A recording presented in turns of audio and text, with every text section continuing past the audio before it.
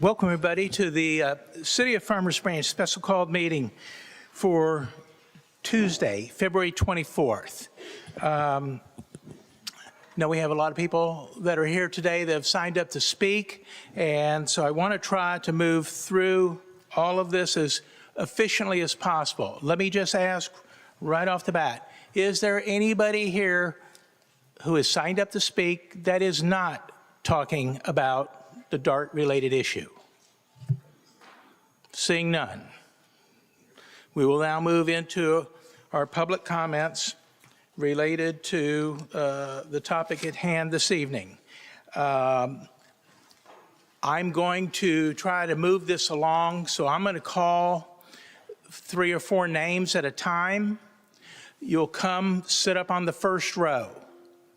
There's seats on the front row, so when I call your name, and then after the last person on that row comes up to speak, I'm going to call 4 more. Y'all come up so we can just keep it moving along.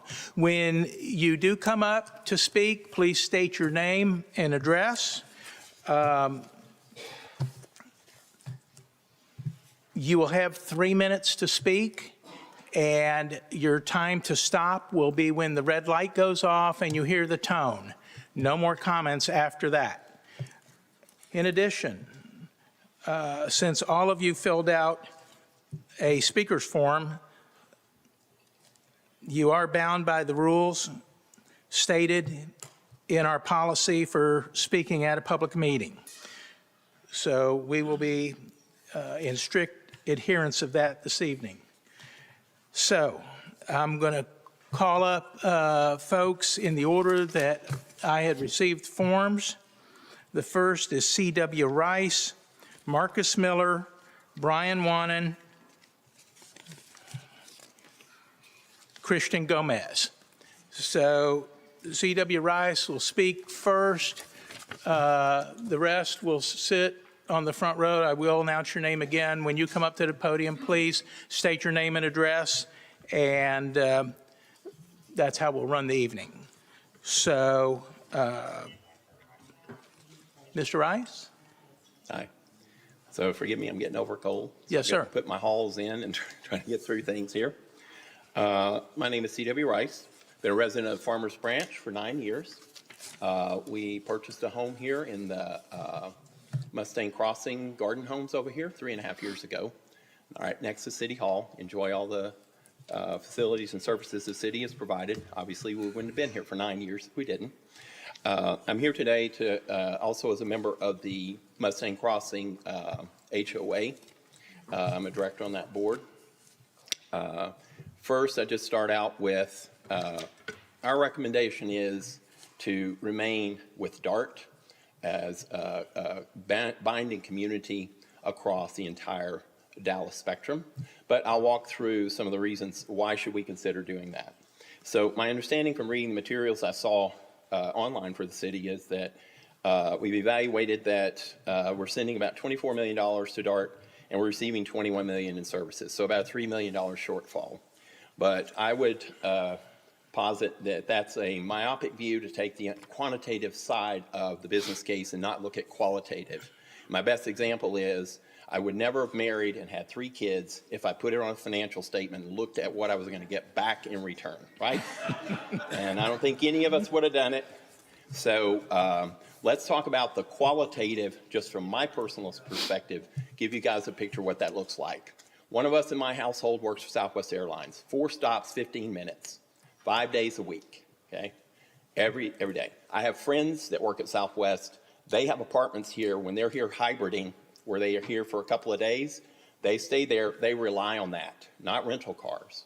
When I land at DFW and the Uber is $70, as it often is these days, I take a $3 DART train. Show up at my front door, by the way, because I live right here, right? So I go to DCTA to go to Denton. I can go down to an a game at the AA Center without that $30 parking and a nightmare of an hour to get in that parking and an hour to get back at home, right? I can catch a train to Fort Worth. I can catch, now I haven't tried the Silver Line, but I'm a UTD alum. So now I can catch the train, go to Addison, I can go over to UTD and come back, right? Do I do that all the time? No. but it sits here as a service to me as a resident of the city. I will tell you that when my boys were in high school, I gave them my cars. I didn't drive for 2 years. I used DART everywhere, buses and train. Now, I lived in Richardson at that time, but I think the use case is applicable for the citizens that live here. I think we have a lot of people who work in Farmers Branch. We're a big employment center, and they can rely on that as a way to arrive here, work safely, and then return home. So those are some of the qualitative reasons that I would say remain. Thank you. Right, thanks.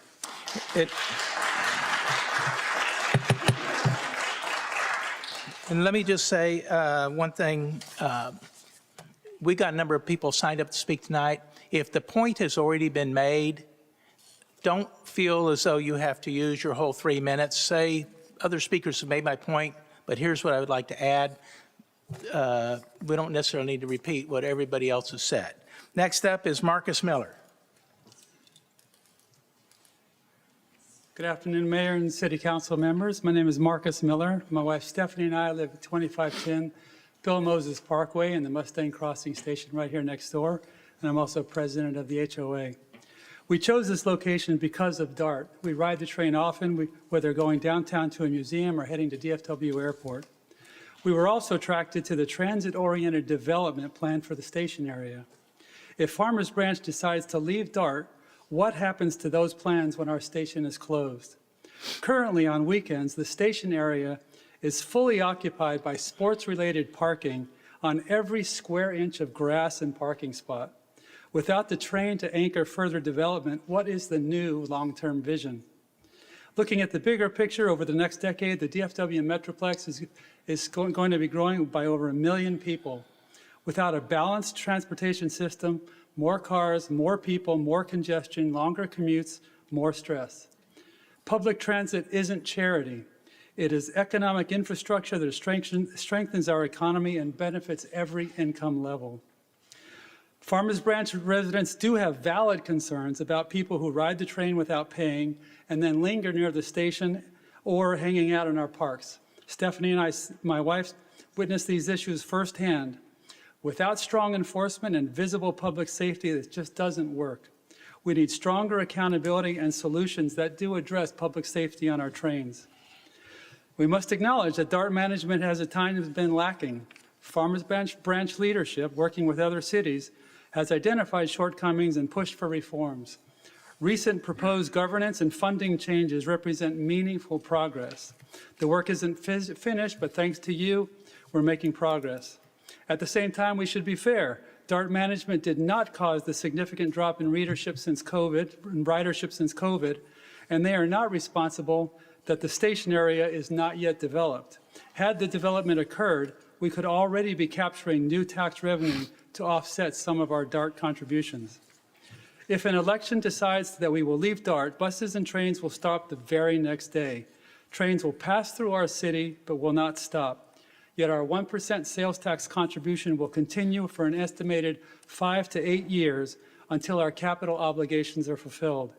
During that period, the City Council will have to identify new funding to provide some as yet undetermined level of replacement service. So the question is whether exiting DART makes us stronger or whether staying and improving the system better serves the future. I believe we should cancel the election about whether to leave DART, and instead we should capitalize on our central location in DFW and focus on keeping Farmers Branch connected to our region as it continues to grow. Thank you. Thank you. Next up is Brian Wannen. Good afternoon. Thank you for allowing me to speak today, and I'd like to thank the entire management team of Farmers Branch for doing an incredible job. Name and address. Brian Wannen, 3263 Whispering Oak. I moved here from a country that recently lost a hockey game 44 years ago and have lived here ever since. Unfortunate. I believe that we're about to see a dramatic change in public transportation, whether we like it or not. It's going to happen. Autonomous public transportation is about to explode. Presently, there are two companies in the forefront of this, Tesla and Waymo. with many more committed to getting on board. There will be over 1 million cybercabs on the streets this year. Tesla is in the lead with 8 billion miles of autonomous driving in their cars. It will hit 10 billion in 4 months of miles driven in Tesla vehicles autonomously. At that point, full autonomy will be often in all the cars. The Cybercab that is going into production at the end of April will have no steering wheel and no pedals. Both companies currently operate pilots in San Francisco and Austin. Farmers Branch has already been listed as one of the early adoption cities that Tesla has made public, that they want to do it.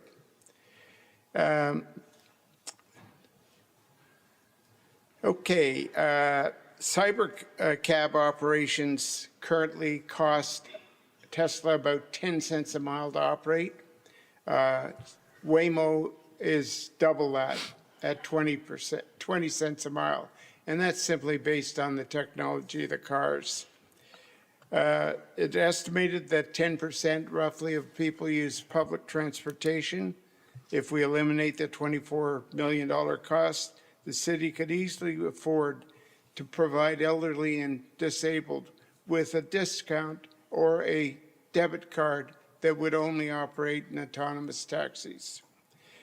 Instead of walking to the bus stop and waiting, whether or not with all weather, they'll pick you up at your front door and take you exactly where you want to go economically.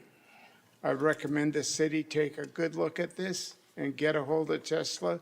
I am not affiliated with any car company. Thank you. Thank you. Next up is Christian Gomez.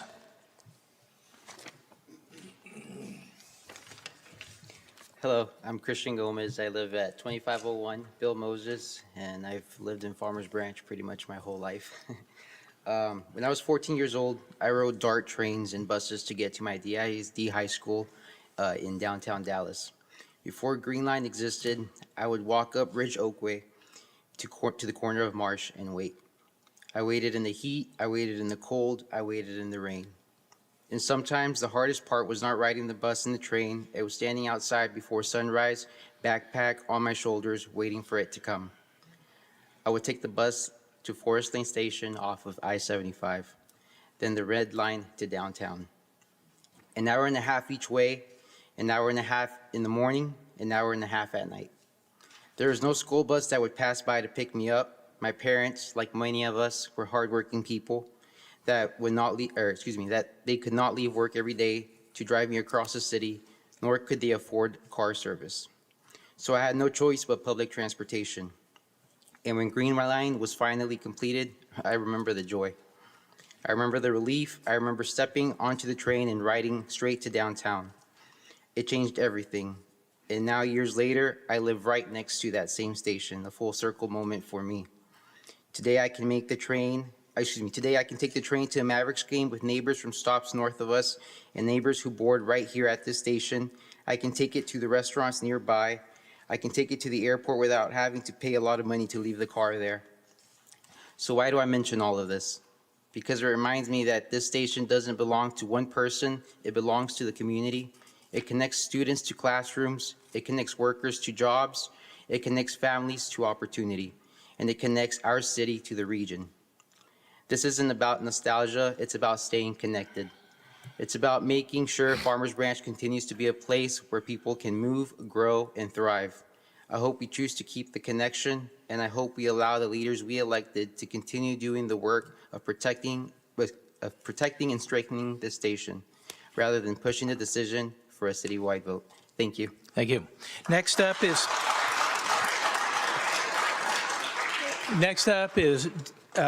David Griggs will be speaking first, and please come sit in the front row. James Bagby, Barbara Austin, James Ashworth, and Joyce Howell.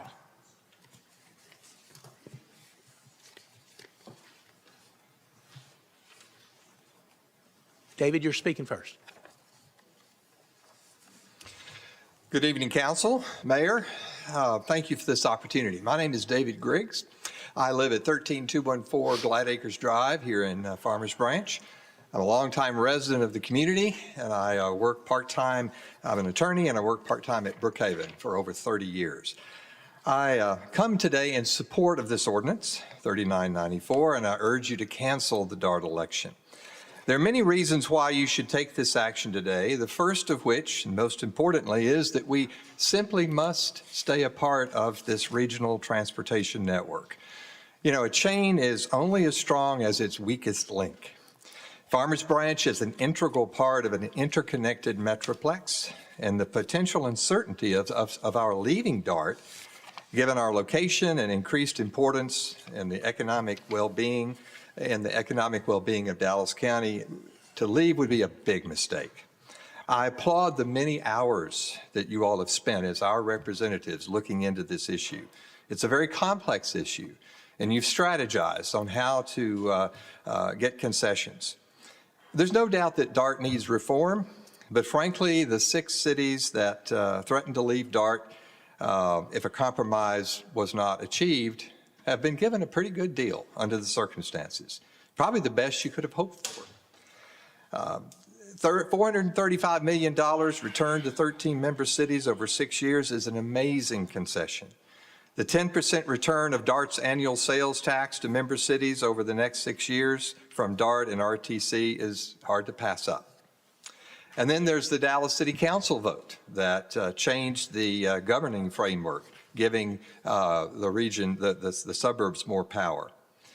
There are many consequences that could occur if we leave DART. One that's near and dear to me is the loss of the DART buses by our college students who come from all over the county to use our campuses. Like I mentioned, I work at part-time at Dallas College. Our students receive free DART passes. Many of them use them, and so for some, it's the only affordable transportation option. An alternative Hoppa bus or VIA program is not going to help our students. They need to keep the regional DART access. So I would hope that you will do the right thing tonight. Don't leave this complex, multifaceted decision to the public to decide. There are a lot of elections coming up, a lot of runoffs. The voters are going to be focused on a lot of things in the next 2 or 3 months. Let's not leave this complicated decision to them. The citizens have empowered you as their informed elected representatives to make important decisions such as this on their behalf when it deals with the future of our city. So I urge you to cancel the withdrawal vote. Thank you for your time. Thank you. Next up is James Bagby. Good afternoon. James Bagby, 2620 Valley View Lane, Farmers Branch, Texas. I have one simple message today. Take the deal.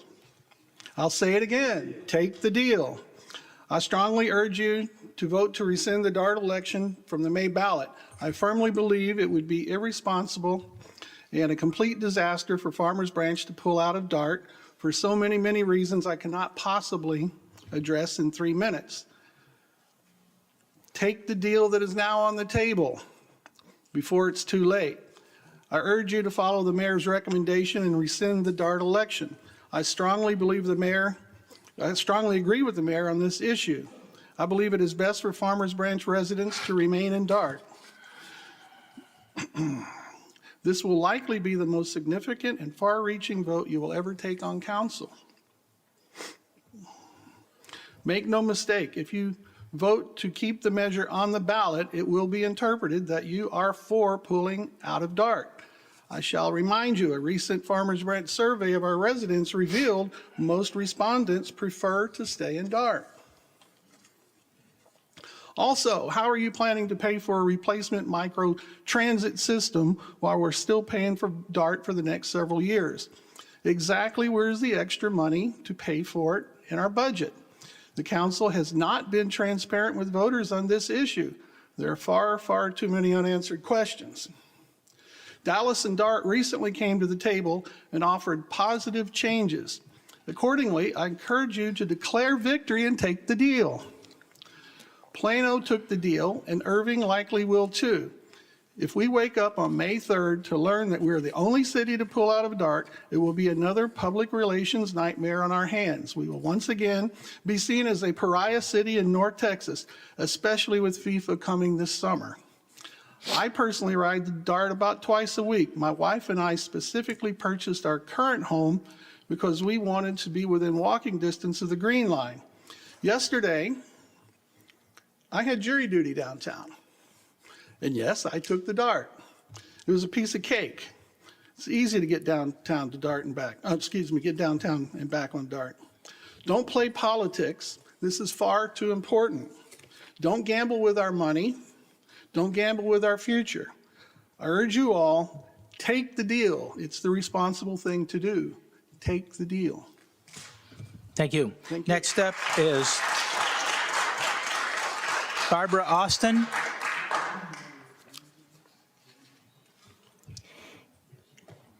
Barbara Austin, 2634 Marietta Drive.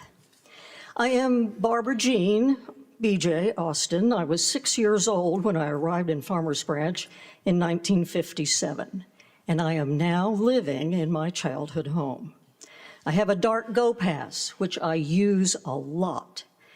Living in other large metro areas during my career taught me the value and efficiency of mass transit. I believe the Green Line is critical for maintenance and growth of the city's tax base. Farmers Branch is landlocked. The tax base won't be expanding in any significant lateral way. The future is vertical. That's in multi-story residential as well as elevated business occupancy levels. Those potential Farmers Branch office and condo residents will likely be in the demographics that demand public transit. Affordable public transit. Your own website touts the convenience of access to 35, 635, the tollway, PGBT, and it says, quote, the service provided by the Dallas Area Rapid Transit's light rail Green Line further enhances Farmers Branch's reputation as a premier transportation hub in North Texas. And in your 2045 plan, quote, our city is connected with multiple opportunities to accommodate multiple travel modes. I'm including workforce, residents, retail, and restaurant owners in that connected equation. And looking right over here at the James Beard finalist, famous chef Tiffany Derry's Roots restaurant. I personally directed people to it when I was catching a train to go downtown, and they were arriving here. Well, multiple travel options won't be assured or true unless you accept DART's offer. As Jim said, take the deal. And there's the optics to consider. Looking at multiple abandoned bus stops and silent empty tracks at a dark DART station, what potential CEO or resident would not think, well, the train doesn't even stop here. Must not be anything worth coming for. Save DART. Thank you. Next up is Next up is James Ashworth. Well, good afternoon, Mayor and council members. Thank you for the opportunity to be here. I'll first tell you a quick story about myself. I moved to the Dallas area from Atlanta in 2013, and I immediately joined, Name and address. Oh, James Ashworth. I'm here on behalf of Envision, 1801 Valley View Lane. Thank you. Yep. Quick story about me is I moved here in 2013. I've been a DART annual pass member as well since 2013. I took the commute from Parker Road Station over to Burbank, which is in the heart of the Southwest Airlines headquarters. That was my job for over a decade. Today, I'm here on behalf of Envision Dallas for me plus the employees. Envision Dallas, I just learned I'm a newer employee there. I learned that Envision Dallas spent about $40 million to provide infrastructure and provide employees. They are the largest employer of individuals who are blind or visually impaired in this community. One of the most important things that was important for them was it was foundational for them to make sure that they landed in a place that had meaningful transportation. And that was one of the things that made the decision to move to Farmers Branch. And so the options that have been listed don't seem to provide the right level of clarity. Our employees are concerned, and so we're asking respectfully and specifically that we rescind or pull off and pause the vote in this upcoming ballot. Because it's important to us, we think it's important that we continue to talk about and have a conversation about what meaningful transportation would look like for our employees. And so for that reason, we're asking you as well to pull off the vote in the upcoming ballot. That's my time. Thank you very much, and thank you for your leadership. Thank you, James. Next up is Joyce Howell, who'll speak first, followed by Cristal Rentana, David Silver, Joseph Reigel, and Pamela Silver.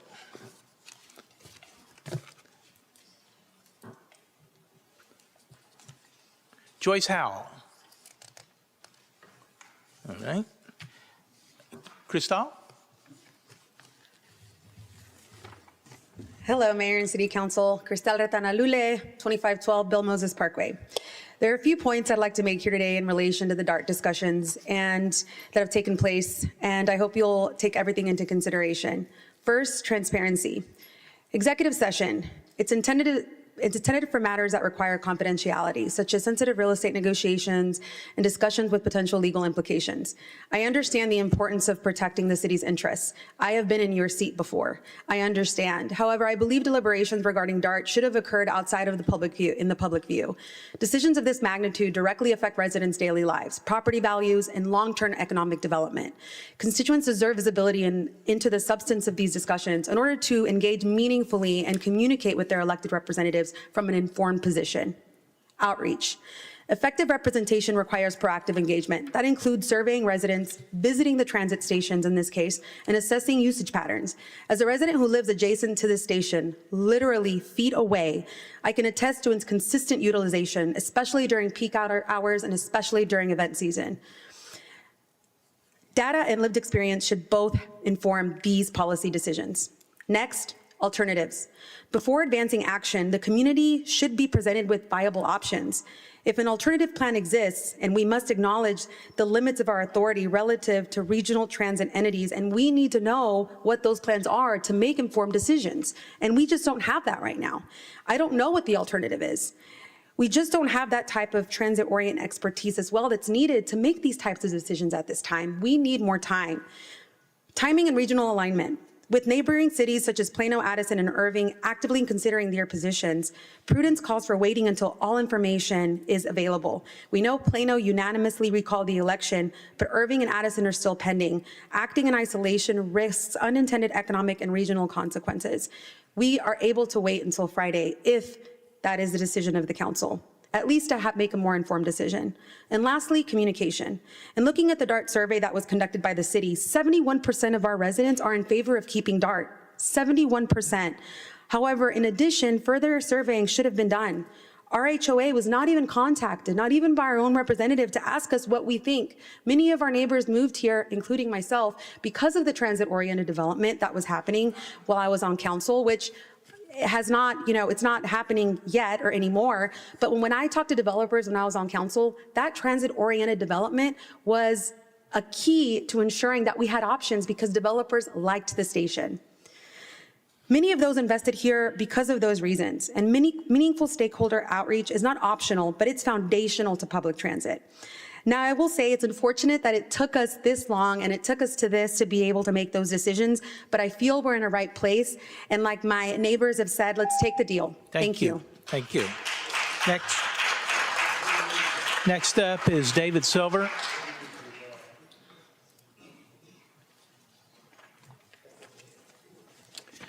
Mr. Mayor, council members, my name is David Silver. I live behind what used to be the wall in Farmington Park.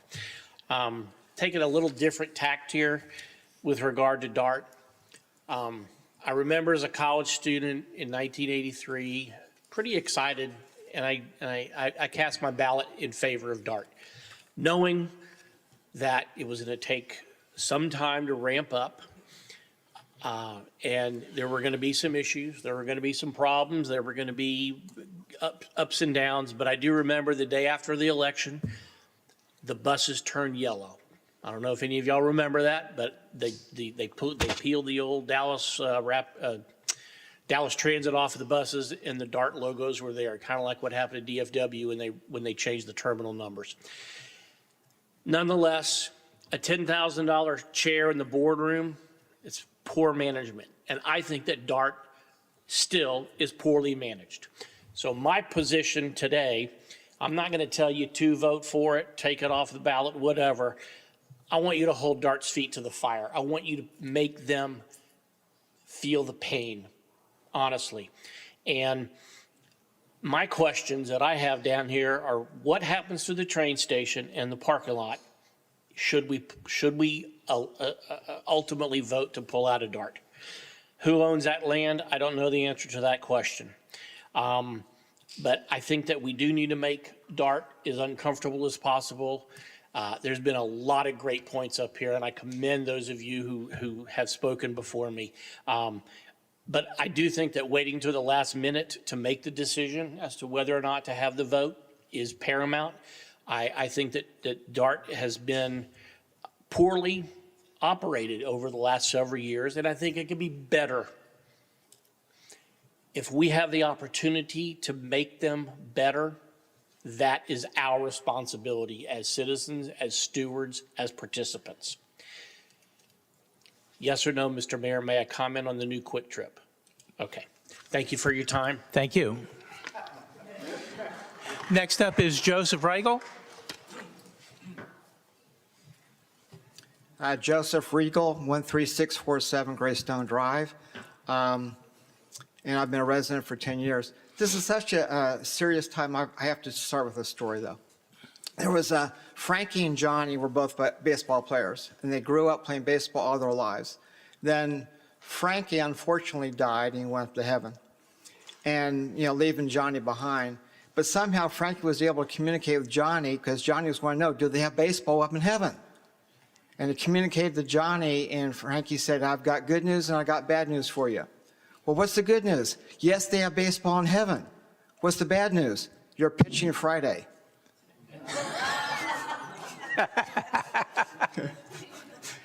I need a sense of humor here. Anyway, I am in favor of Farmers Branch staying with DART and rescinding this ordinance so there's no vote. But I'd like to bring up something new. What about the people who live outside of Farmers Branch but work in Farmers Branch? They're going to be impacted by that use DART. And are we prepared to call them up? That's what I was going to challenge you, is are you all prepared to call up these people impacted if there's no DART to let them know, sorry, I know you're working in Farmers Branch, but you're going to have to find other transportation. There's already been people saying they live in Farmers Branch and use DART to go elsewhere. So those are my points. Thank you. I'm going to support any of you, regardless of your vote. Thank you. Thank you very much. Next up is Pamela Silver.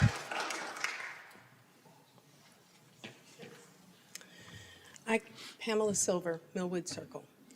Farmers Branch, 63 years this Saturday.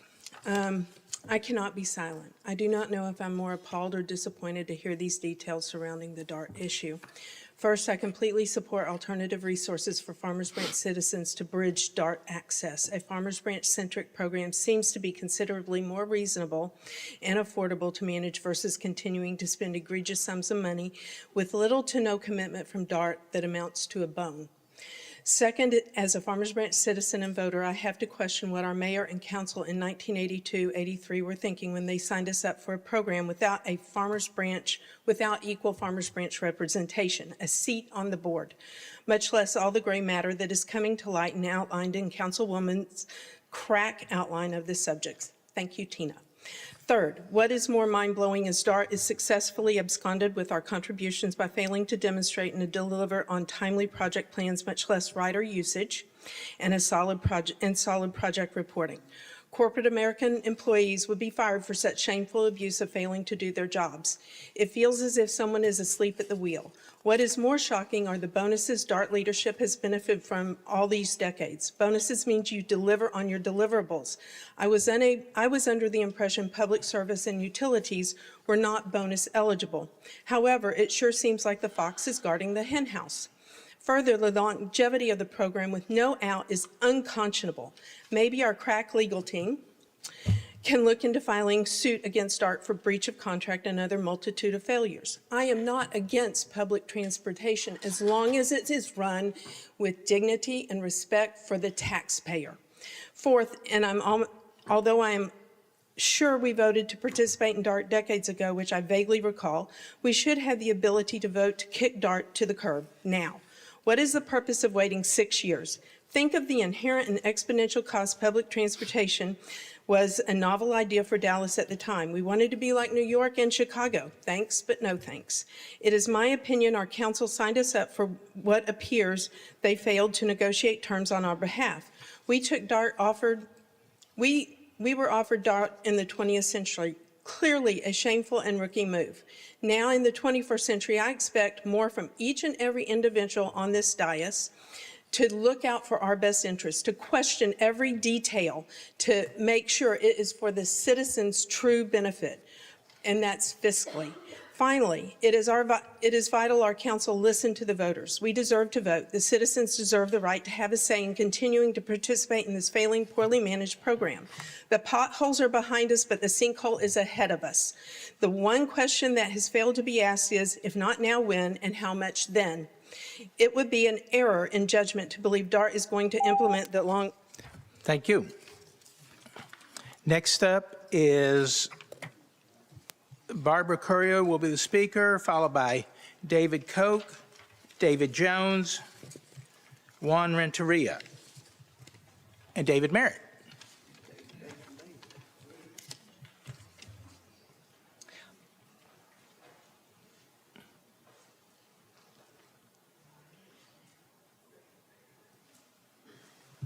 Start over. Okay. Barbara Courier, 4010 Kerr Circle. Thank you, Mayor Lynn and council members, for this special meeting and this opportunity to speak. I've come to speak in favor of rescinding the vote on May 2nd concerning DART. You see before you this afternoon a sizable group of citizens who have done their homework and who understand the value of being a part of a regional transportation network. My fear is that if the vote were to go forward, there would be a larger contingent of voters who think, I don't ride DART, let's do away with DART.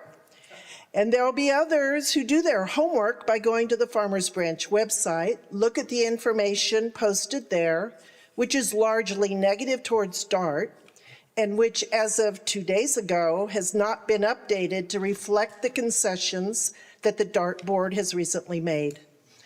Furthermore, if a vote is held, then whether or not citizens vote to withdraw from DART, we lose out on the potential $11.6 million from the General Mobility Plan, which is part of those concessions.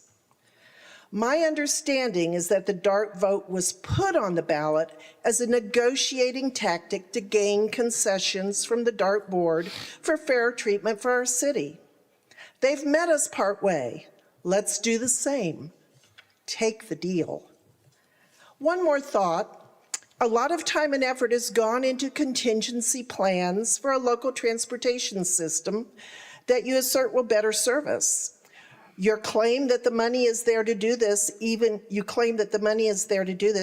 while we continue to pay down our debt to DART. If so, then why not go for it and give us the best of both worlds? It's presented as an either or. Why can't it be a both and? Again, thanks for this opportunity for us to speak our minds. I sure wish we could hear you council members speaking your minds.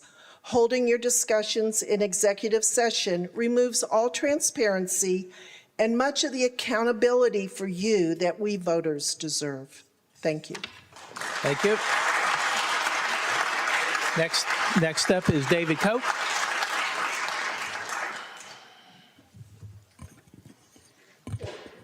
Mayor, council, staff, David Koch, 3243 Brincrest Drive, longtime resident, 64 plus years.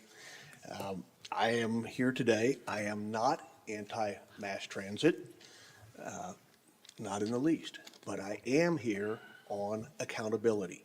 We need accountability. I am preaching accountability today, and you guys look like you had done that before when you put it up for a vote. My point today is not going to be, say, take the deal, because there are reasons not to take the deal. I want accountability from our government representatives.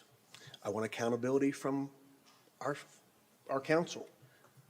For our money, the $25 million a year is the citizens' money, and we are looking to you to be accountable for our money. And so we are here because DART played the role of bully for time and time and time again. And when they found out that 6 cities were willing to stand up to them and not cower, they all of a sudden came to the table at the last minute. They put us in this predicament.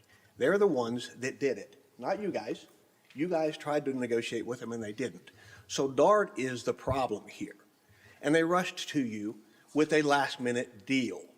Take the deal. Don't take the deal is my thought.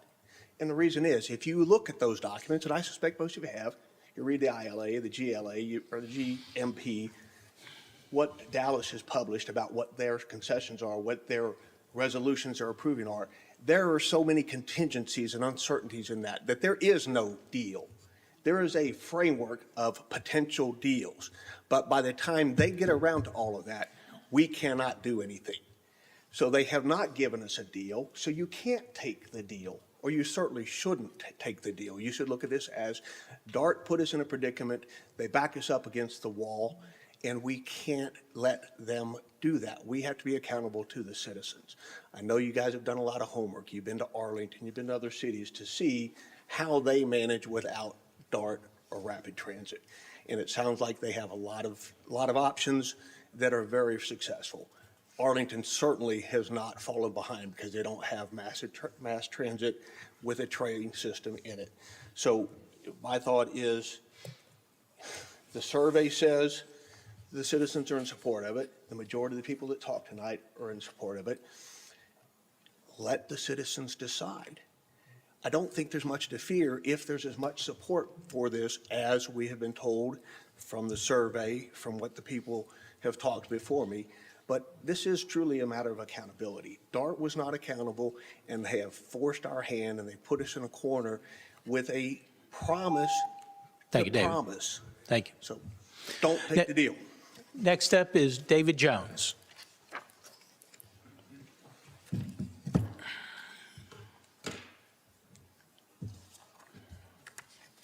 My name is David Jones, and we own a home at 3554 Golfing Green Drive, and we're here this evening to urge City Council to follow Plano's lead and call off our election in May, hopefully today, prior to our February 27th deadline.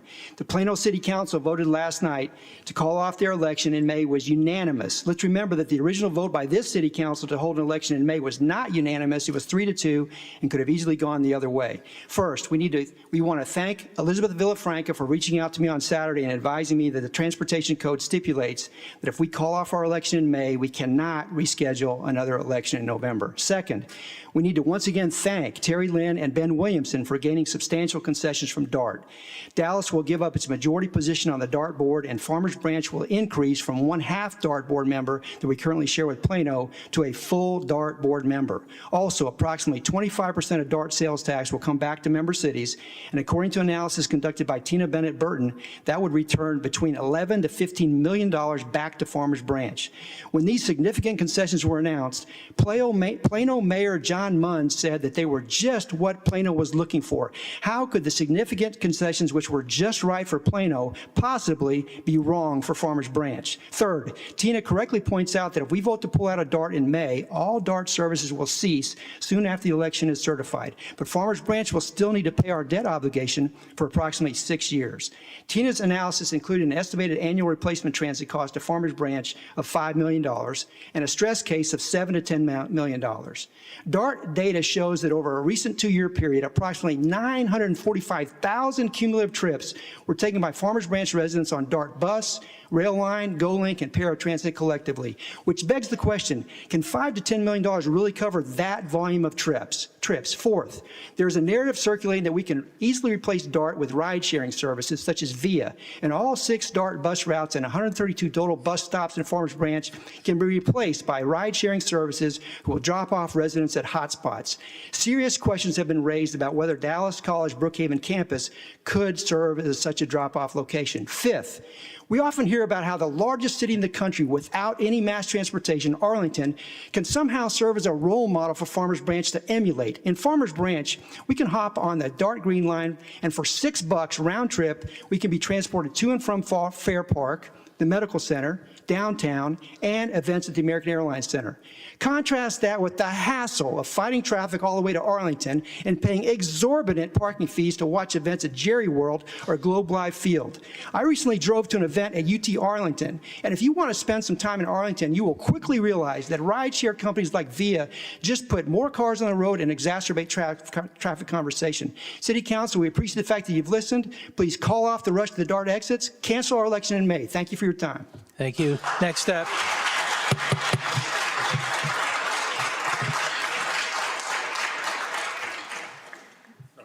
Go ahead, Dave Merritt. Thank you.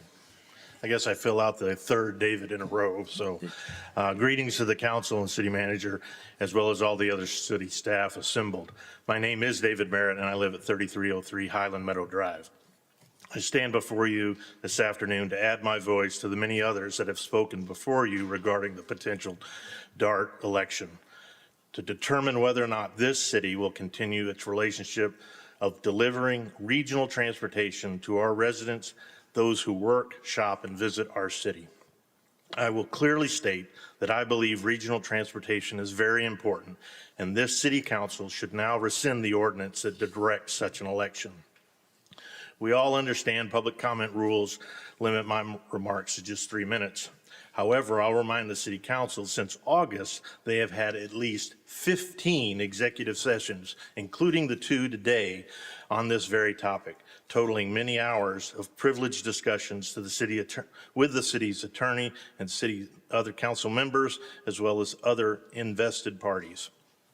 That amount of time, as others have spoken, has been in executive session.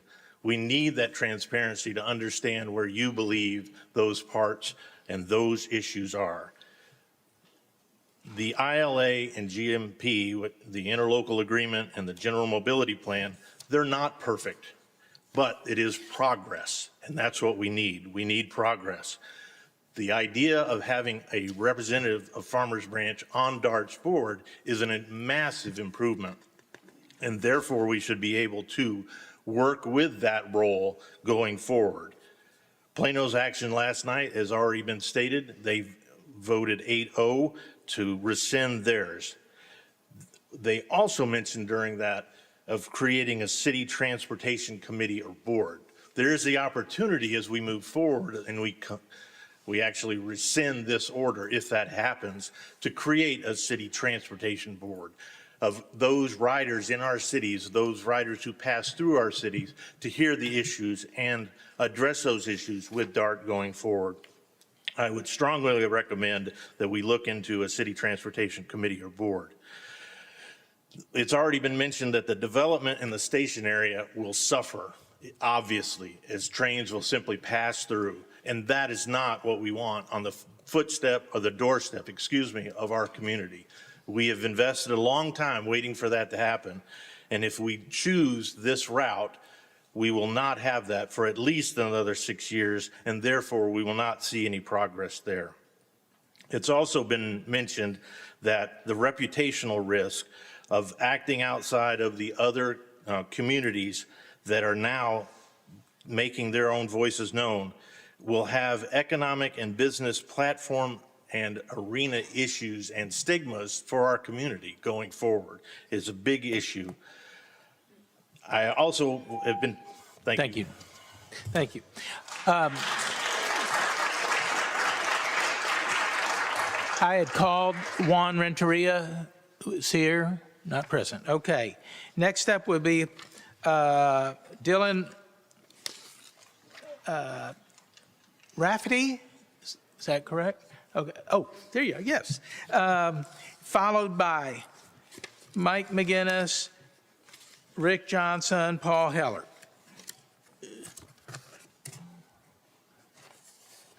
Dylan, you'll be speaking first. And then Mike McGinnis, Rick Johnson, Paul Heller. Okay.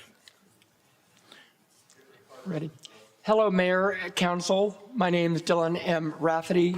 I'm in 4318 Armistice Drive. I'm not a resident here in Farmers Branch, but I am an important stakeholder that is affected with DART.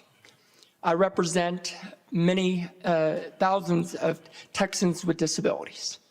For those who don't know, I'm deaf and hard of hearing. I have some spinal back fusions, and I do use DART on occasion to visit various cities, especially down in Dallas. I also represent an organization. Although I'm not here in that capacity, I am here as a private citizen. But I think it's important to know that there's an important stakeholder here in our communities, and that is the North Texas Disability Chamber, a chamber that is focusing on advancing accessibility in our region. And I gotta say, it's important to highlight that, and as the decisions that you are making today is affecting our population, to and from work, to and from medical offices, to and from in other cities that need adequate support. But also, I also want to highlight the great work that Mr. Randall Bryant has done to make concessions and really step up and elevate the conversation with cities. I mean, I got to kudos to you, sir, because, you know, it takes strong leadership to make compromises and to have that kind of dialogue. And as somebody who comes from a dispute resolution and background, graduated from SMU, I will say it is so important to have that dialogue, to start collaboration. As some of them hinted, the adding an additional role, a board member seat representing your city is also valuable.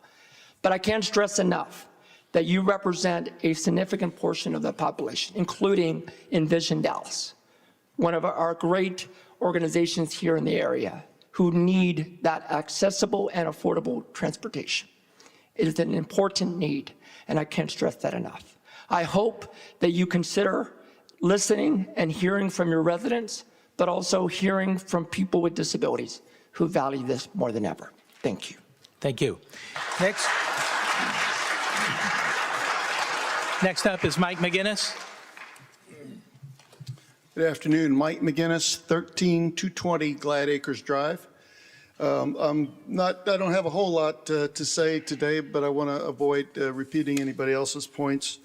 I do want to say that a couple of objections that people have, a couple of reasons that they have for us for pulling out, I want to address some of that. I've heard from several people about why we should pull out of DART is something on the order of look at the buses, nobody's riding them, nobody rides the train. And I pulled out some data that you may have seen before. First quarter, 2 years ago, something like 150,000 people rode on the 2 bus routes, 53,000 people boarded at the station. That's in a quarter. That's a lot of people, and that's nobody rides the DART. The other thing is that I want to remind you that the part of the city council's charge is to have a bigger vision of what the city can be, what it can do, and how it merges as a part of the entire Metroplex. Regional transportation system is just that. It's regional. It's a part of the entire Metroplex. And there's a lot of things that we pay for in this city that we don't get a lot of money back for, as even our first speaker alluded to. We maintain and pay for and sustain a lot of parks in this city. We're proud of that. But there's some little bitty parks all over this town that nobody uses. Same argument as a bus, but we still keep them. We still maintain them. It still enhances our quality in the city. So I urge you to vote yes for the ordinance and rescind the vote. Thank you. Thank you. Next up is Rick Johnson.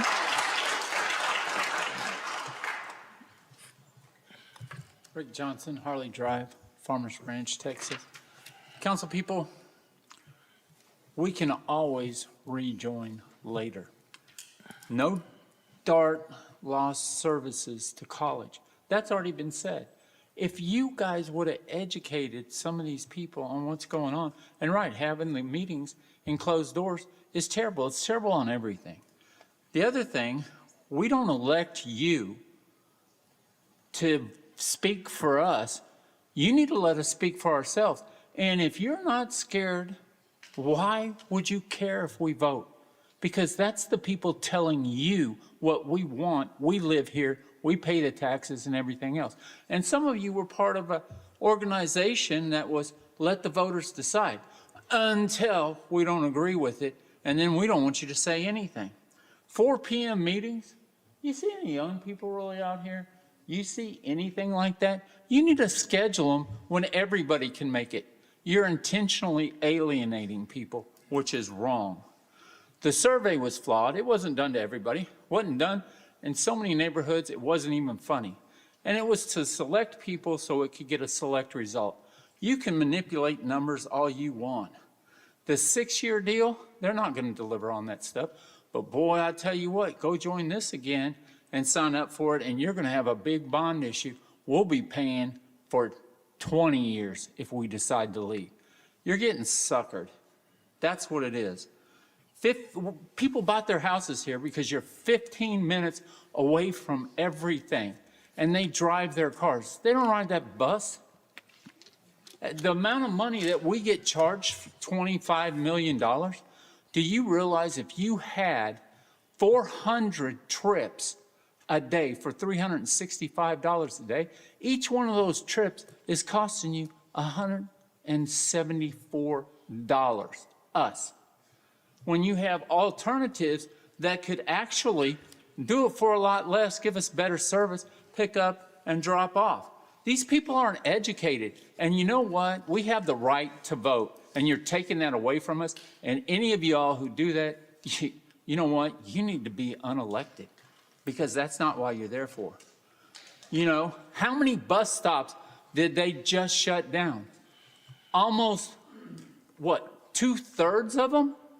Because we didn't need them, because nobody's riding the bus. You don't want to bring that up, do you? No. You need to, you know, the crime that happens, the surveys, the stuff that they don't do, you know, maybe we ought to try it without it. And also, I want to mention one more thing. When we got into this, we were 76% business, but they charged us the same penny tax as everybody else when they were 5% business. Thank you. Next up is Paul Heller.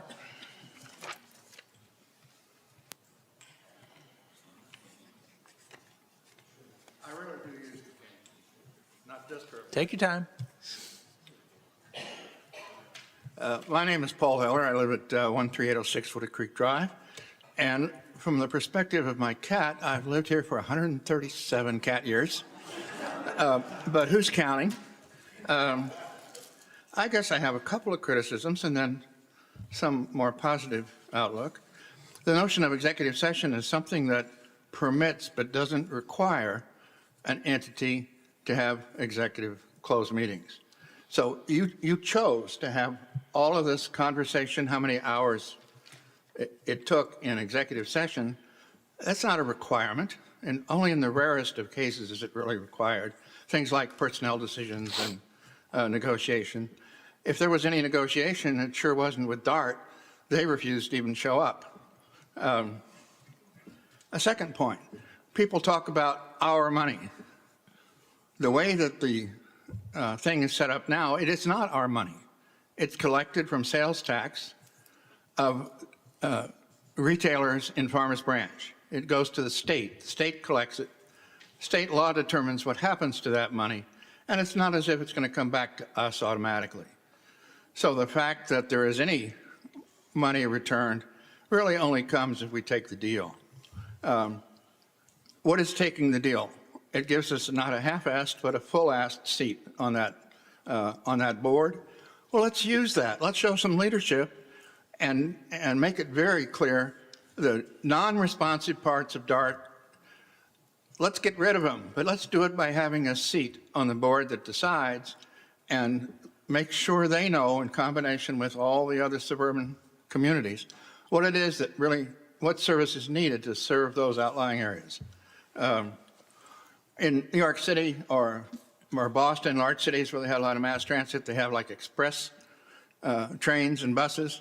Well, we don't want to be in the position of having only an express train that buzzes right by Farmers Branch, and there is no local. That would just be really embarrassing. What do we tell the transit-oriented development people? Well, never mind, we've changed our mind. The motel tax, they probably like the idea of a convenient regional transit place. Remember, transit is two-ended. We can control what happens in one end, but it sure would be nice if at the other end, whether it's in Garland or South Dallas, if there was some coordination for that last mile. Our only way of having that coordinated is through an effective seat on DART. Thank you. Thank you. Next up will be Charles Heath, and then followed by Sharon Matsana, Asifri Sakafeo. I'm sorry, I butchered that. And Marianne Peffer.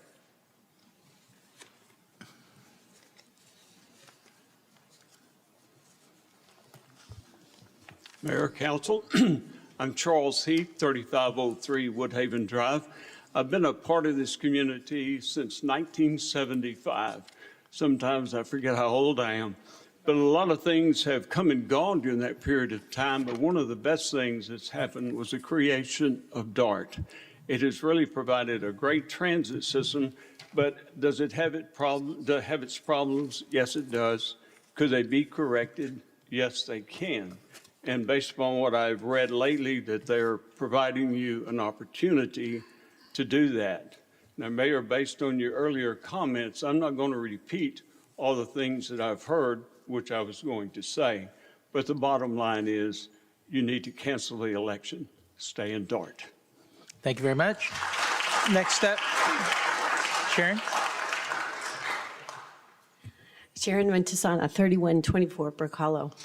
I want to say thank you, first of all, to whomever of you all did the negotiating and stuck to what you said you would do when I came before you earlier and said, on behalf of the special needs IDD community, that is intellectually and developmentally disabled community, which my son is a part of, who lives in Farmers Branch in his own house with a 24-hour caregiver and two other individuals who use DART paratransit to get to and from their day programming in Plano, which serves over 790 families with special needs adult.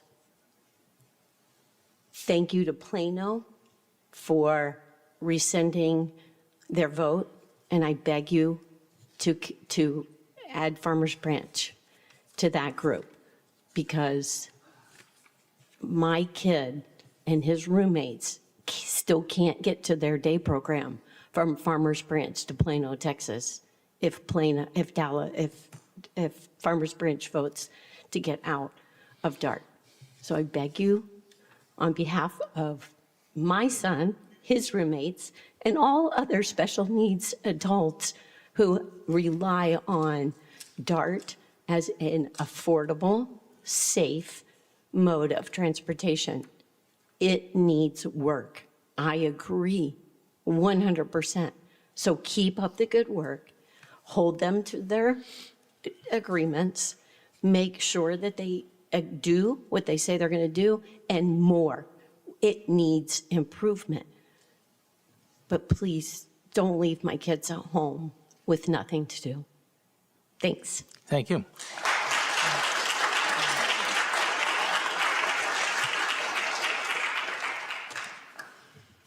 Serafi Saki Fio. I'm on 3178 Brook Hollow Drive. To start, I just want to make clear that I speak for myself and no other person or entity. After digging into the available information regarding our city's proposed exit from the DART system, I have settled on an opinion founded on a few main points. Point 1, DART's transit system is important for the cities surrounding Dallas, including Farmers Branch, in 3 major ways. First, DART allows all Dallas area residents, particularly those with limited financial means, to reach each other, their places of work, and other destinations around the city at an affordable price, thereby providing a public service to everyone living near Dallas. Second, DART eliminates the need for cities surrounding Dallas to divert resources and funding toward establishing their own citywide transit systems, thereby preventing the costly and unnecessary creation of multiple transit systems in disparate locations.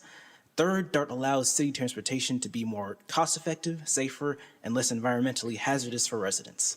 This is by reducing vehicles on roads, fossil fuel use, and cost of transportation for residents.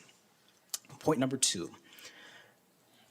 In short, residents and observers commenting on the DART Farmers Branch situation have lamented the end of DART's services in the city, since the loss of DART may cut them and other residents off from the wider Dallas-Fort Worth Metroplex, reducing their access to basic health care, economic opportunities, and educational opportunities. Point number 3, Farmers Branch's proposed solutions to the problem of replacing DART services, that is, quote, microtransit, interlocal partnerships, and first last mile systems, will not be able to make up for the loss of DART systems. Research has consistently found that microtransit and similar alternatives to public transit can only complement the benefits of public transit systems, not replace them. Since public transit provided by DART reduces air pollution, carbon emissions, traffic congestion, and vehicle accidents, the removal of DART is likely to coincide with an increase in all 4 of these undesirable phenomena, even if Farmers Branch has alternative transit schemes in place on day 1. However, as it stands, Farmers Branch is not yet ready to deploy any solution to replace DART transit, according to remarks from former Councilman Roman. If true, then upon DART's removal, air pollution, carbon emissions, traffic congestion, and vehicle accidents won't just rise in Farmers Branch, they'll spike. The resulting health risks and general safety risks to the community will noticeably worsen the quality of life for residents of Farmers Branch. I sincerely hope the council takes this information into consideration when deciding whether or not to hold or cancel the ballot measure on DART's continued presence in our city. Thank you. Thank you. Next up is Marianne Pepper. Thank you so much. Good afternoon, council. I'm Marianne Peffer, 3465 Courtyard Circle here in Farmers Branch. I am amazed. I'm not going to go on script. I'm amazed at the thoughtful comments that most people have made today. And what really amazes me, especially since you spent the day working together on our strategic plan, that you're still here and working. I know the quality of the people up there, and I want to thank you all for listening to every one of us today. I learned things. I think we all did, and I hope we all did, but most of all, I just want to thank you for your openness and your thoughtfulness and the time that you take to listen to all these people, and I appreciate you. Thank you. Okay, last 3 that I have that have signed up will be Joe Dingman, Brenda Broderick, and Sean Mitchell.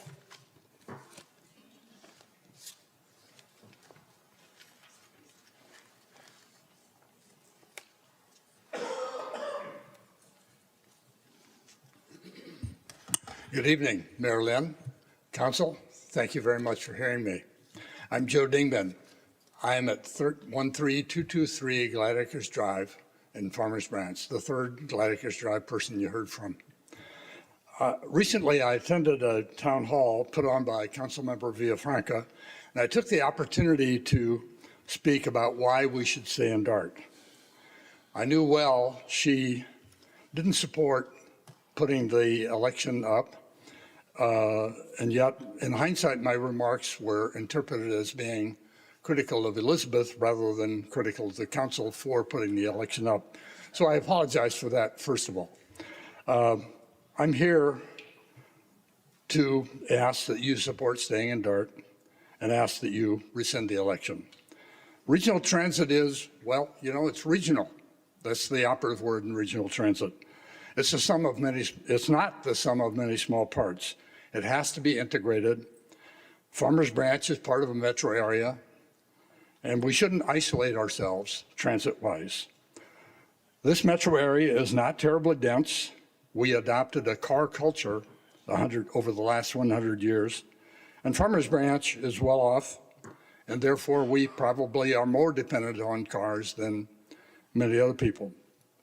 Therefore, public transit, that is DART, has low ridership rates. It has high infrastructure costs per rider. Still, there are plenty of people, you've heard from them tonight, who are transit dependent and they need this service.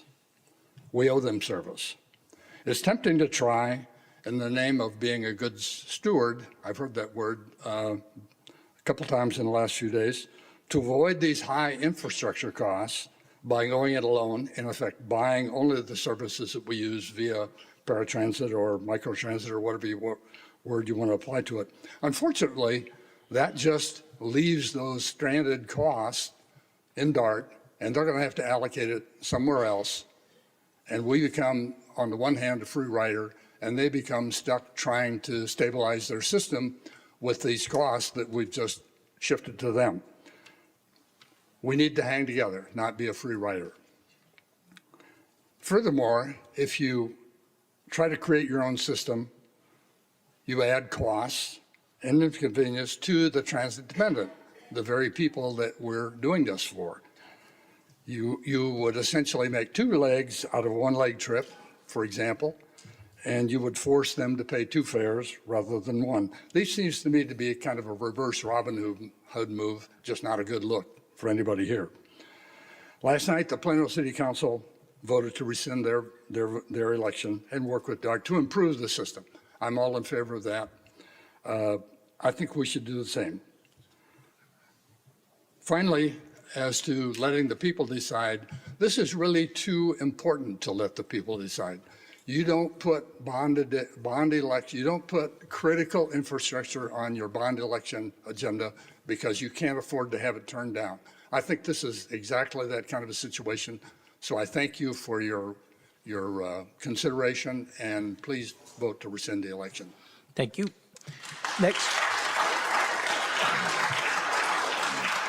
Next up is Brenda Broderick. Good evening, Mayor and Council. My name is Brenda Broderick. I live at 13531 Rawhide Parkway. My request is for all of the eloquent reasons already mentioned. I do support regional transportation. I ask you to rescind the vote, cancel the election, and stay in DART. Thank you so much. Thank you.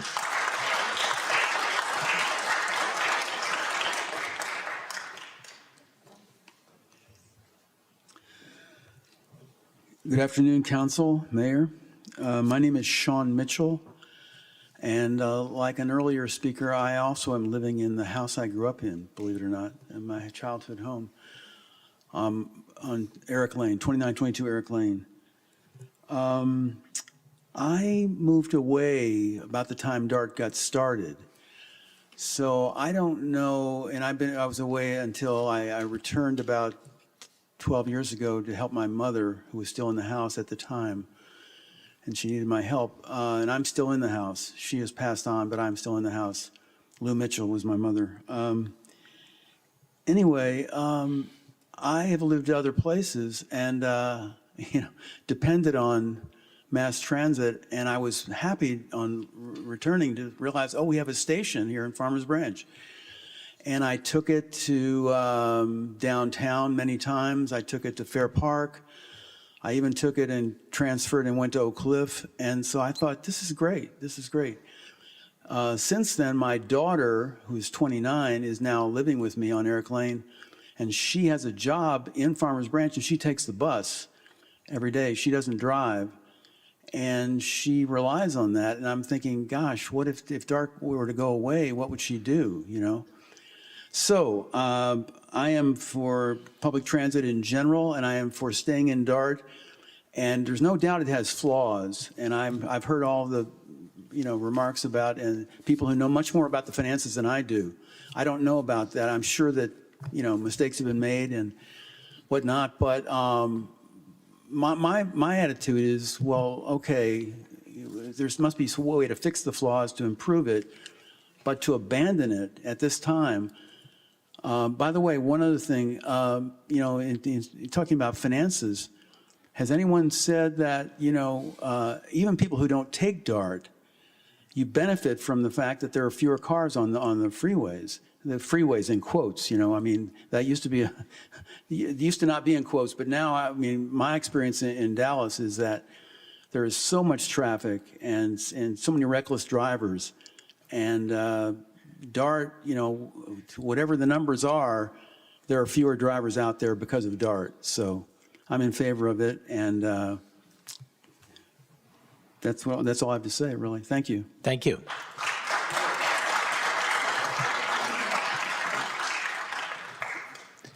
I want to thank all of my neighbors that have come out to speak tonight, and even those who don't live here. Thank you. And I'm sorry I didn't recognize you when you were sitting over there. But very important issue, and your comments are important. Your participation in the process is extremely important. We do have a couple other folks here. I'm going to call up former Mayor John Dodd to speak, and then I'm going to get to two other individuals. Are you ready? I'm ready. Okay. We are ready. Mayor, councilmen, and councilwomen, to have a world-class city, you must have a world-class transportation. My mentor, the Mayor Pro Tem of Dallas, who negotiated the Dallas-Fort Worth Airport deal, he sat in my office and told me city council members are elected to negotiate for the citizens, and he told me how to negotiate. 1, take the personalities out of the negotiation. 2, talk about the benefits to your city. 3, talk about the benefits to the whole region and other cities. Jerry Redding and I wanted to make Addison and Farmers Branch world-class cities. It just so happens we went to Sunset High School together in Oak Cliff. DART made us a deal. We got the railroad station put in Farmers Branch and one put in Addison. Now, councilmen are to negotiate. I worked with LBJ to construct sound barriers at their expense to protect our neighborhoods. On a chamber tour in Taiwan, I sat at a table with Dallas investors and Taiwan developers and got them to agree to build green spaces and parks at their expense to help create my concept of the city in the park in the West Side. Now, sitting in the cabinet room at the White House next to President Reagan, I said, Mr. President, I don't like your idea about taking away the deductibility of interest on home loan purchases. He said, why? I said, well, when you have ownership pride, it creates community, stability, safety, and Main Street leadership. President Reagan, a friend now, sent me a thank you letter for that advice. Now, Mayor and Council, as the representation of negotiation at the table for the city, you have done a great job keeping Farmers Branch the best place to live, work, and play in a city of parks. The top economists in the world in 1980, when we created DART, stated, Farmers Branch is one of the best cities in the world to live, work, and build in the world because we do have mass transportation. The mayor and council and city manager are leaders of excellence in the world. Stay that way, forget the vote and keep on doing the great work that you're doing for us. Thank you. Thank you.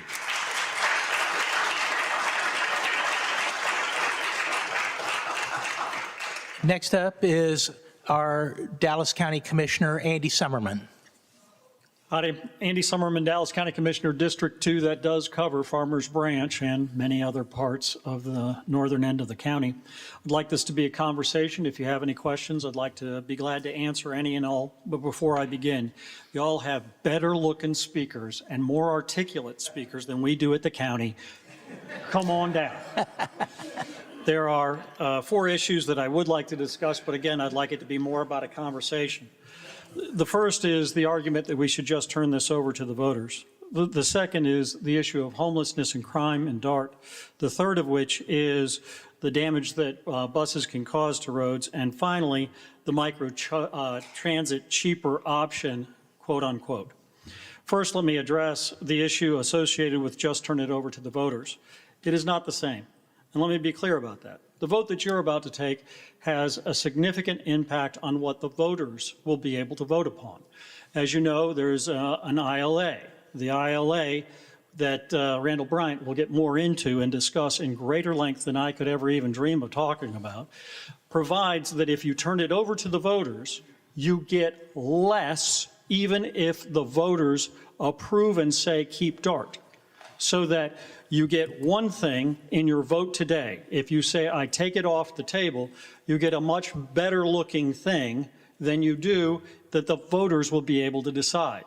I think the best analogy to this is the chefs have cooked a wonderful meal and it's being paid by many other folks. If you vote to turn it over to the electorate, you get stone cold leftovers that you're paying 100% of. And so as a result, by voting to decide to turn it over to the voters, you're giving them stone cold leftovers as opposed to the hot, nice meal cooked by everybody that's being shared in terms of price. Let me address homelessness and crime on Dart. I want to let you know that you're not alone in that concern. Dallas County has a similar concern associated with it, and I have made sure that we take the lead associated with it, especially when it comes to Dart. What I'm talking about is homeless on Dart and the mentally ill. What I'm talking about here is those who find shelter on our buses and trains. The circle happens right now. And what circle I'm talking about is an individual is on the train itself. They are arrested for not having a ticket because they're homeless and they're seeking shelter on the bus or train. They are arrested and Dart has no city to take them to magistrate or jail. They take them directly to our county jail for magistration. They are magistrated in front of that individual, and because it's not a serious crime, they are released upon their own recognizance. They will stand trial for the crime, but in the meantime, they're released. They have no money, they have no place to go. The only way out of the jail is by Dart bus, and they're back on the Dart bus without a ticket. Only now they've decompensated, and what I mean by that is if any of you were arrested today, you would know that that would have a serious effect upon your mental health. You can imagine upon the fragile that are the homeless and those that are mentally ill. They decompensate, they become worse. And they become in a situation that I witnessed myself, where an individual was walking up and down the street, barking at the moon, dealing with his demons, picked up a brick, shoved it through an auto parts store window, and sat there and waited. He was proud of what he did. He had, in fact, fought his demons and won. He was expecting a medal, I think. The police showed he robbed no one. He took nothing. He just shoved the brick through the window. When I traced that man through the papers, what I learned was that he had been on Dart before, that he had been arrested for being on there without a ticket, that he had decompensated within our jail, that he became worse as a result of it, that as a result he had now shoved a brick through a window because he was dealing with things even worse than he was before, and as a result back in my jail with more time and more decompensation to come out and perhaps next shove a brick at someone's head. We need to stop that cycle, and the way that we can do that is with deflection centers. This is an area that I've taken the lead on with regard to the county. Deflection centers would no longer allow these individuals into the jail. Jail is intended to be for people to dissuade them from their crimes, No one in this room believes that an individual with mental illness or homelessness is going to be dissuaded from their crime by simply being brought to the jail. They are not. They are mentally ill. They need to be treated. And as a result, the police have only one place that they can take all of these individuals, jail. It's the only place that they can be taken to. Instead, they need to be taken to a deflection center where they are treated for their mental illness, given injectables that can stabilize them so that they can become productive members of society, no longer on the DART train, no longer on the DART bus. We know empirically that this is possible. Miami has done this model. They have been doing it for quite some time. I love Miami as the analogy because it's a red state with a blue city, just as we are. The populations are very, very analogous. And what they have done is these deflection centers. They've decreased their homelessness by more than 60%. They've decreased crime by 50%. They decreased their jail, and they've decreased the amount of mental health services and health services that they deserve. Now, let me address the third issue, and that is the use of roads and bridges by buses. It is clear that there are many studies that talk about how roads and bridges are actually improved through mass transit. Although buses are big and they're heavy, the decrease of the number of cars that are on it do better for your roads and bridges.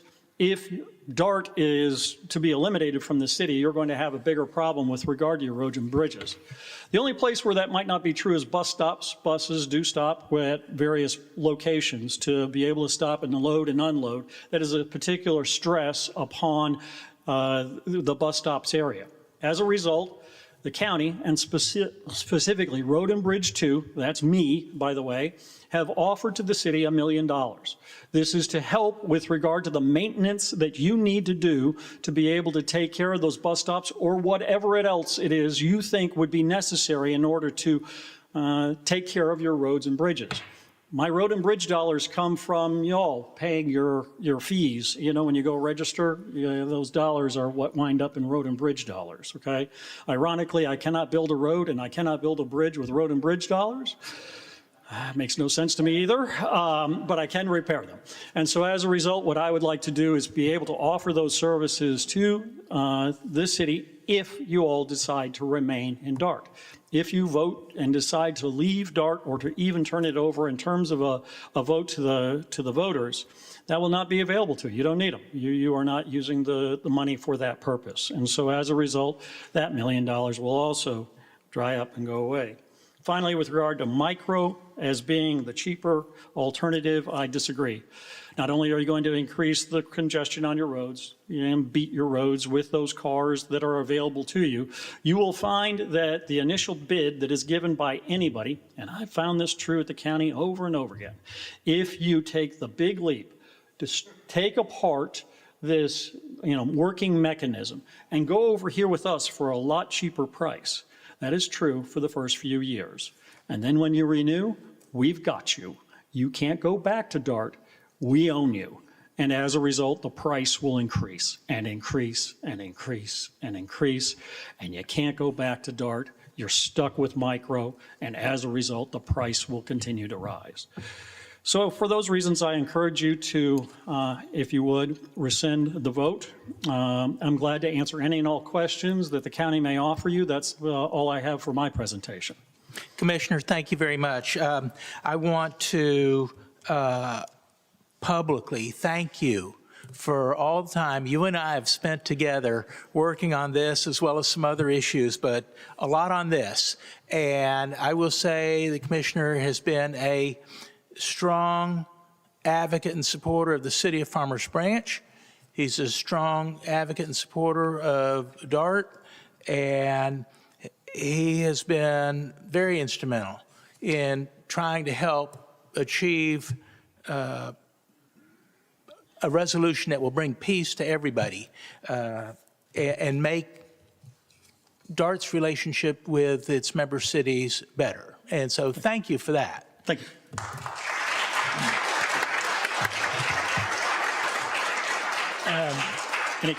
Any questions I could answer? So let me just go down the line. I want to see if any of my council members have any questions.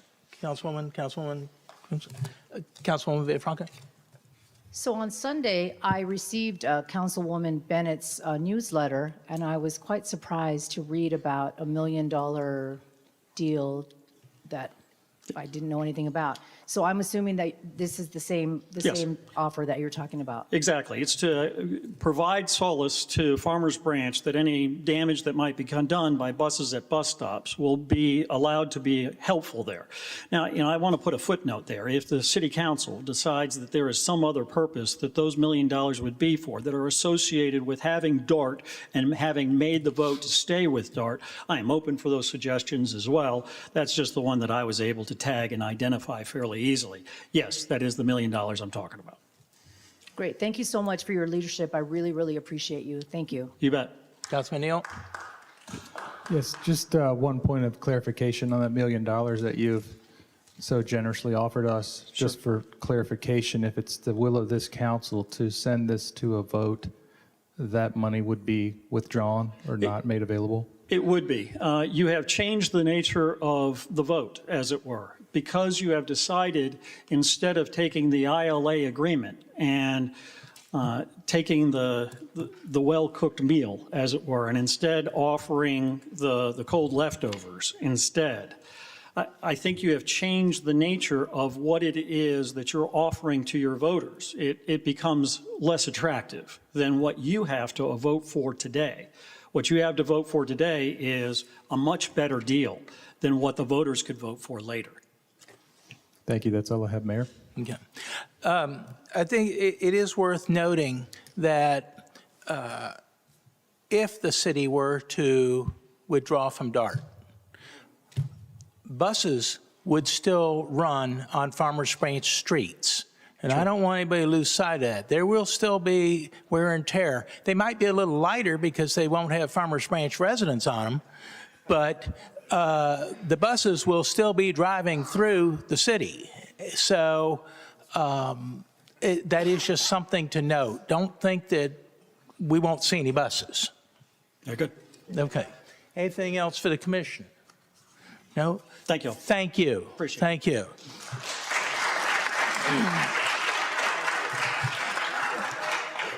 Next up, we are pleased to have Mr. Randall Bryant, who is the chairman of the board of DART. I feel so close to y'all right here. But we've gotten close over the past 120 days, it seems. Randall Bryant, chairman of the board for Dallas Area Rapid Transit. Thank you to the mayor, the council, the manager for your leadership. I got to meet your city attorney a couple of days ago as well. The last time I stood before this podium, I believe I said how we started this journey does not necessarily mean how we will end this journey. And I personally did not know what, if any, progress would be made over 120 days that we have seen. But I do believe we have made an enormous amount of progress. We've taken at DART diligent time to meet with this city, I believe 4 or 5 times, hours of meetings in that back room. And not that it was a non-transparent conversation that we did not want the public to see, but it was a very honest conversation. To those that believe DART has not felt the pain, I can attest that it's been a lot of painful conversations that we've had, and honest conversations. That's kind of the sausage-making process you have to go through to make progress. You all have heard from a numerous amount of residents of this city who could probably do a far better job at explaining to you what the actual impacts of DART is and what it would be to lose that service. I won't give that perspective. But I will say that what before you today is the funding, the governance, and the service. That's always been the 3 pillars that we've talked about over the past 120 days. For governance, we have, against all odds, agreed through the city manager's working group that's met every 2 weeks since September on that one isolated issue. And I believe almost every city council has passed support for that structural change. Will it require Austin? It absolutely will. Did this council actually support an Austin initiative last session? It did. And so let's not change our opinion on what Austin can or cannot do for us, because we went through that same process last time. On the funding side, make sure everyone understands this. DART approved a guaranteed minimum amount of money from 5% scaling up to 10%. That is what is guaranteed. This city asked for 25% scaling up to 50%. Are those numbers anywhere near each other? They absolutely are not. And for DART, what our responsibility was as not only the regional transit provider, but just the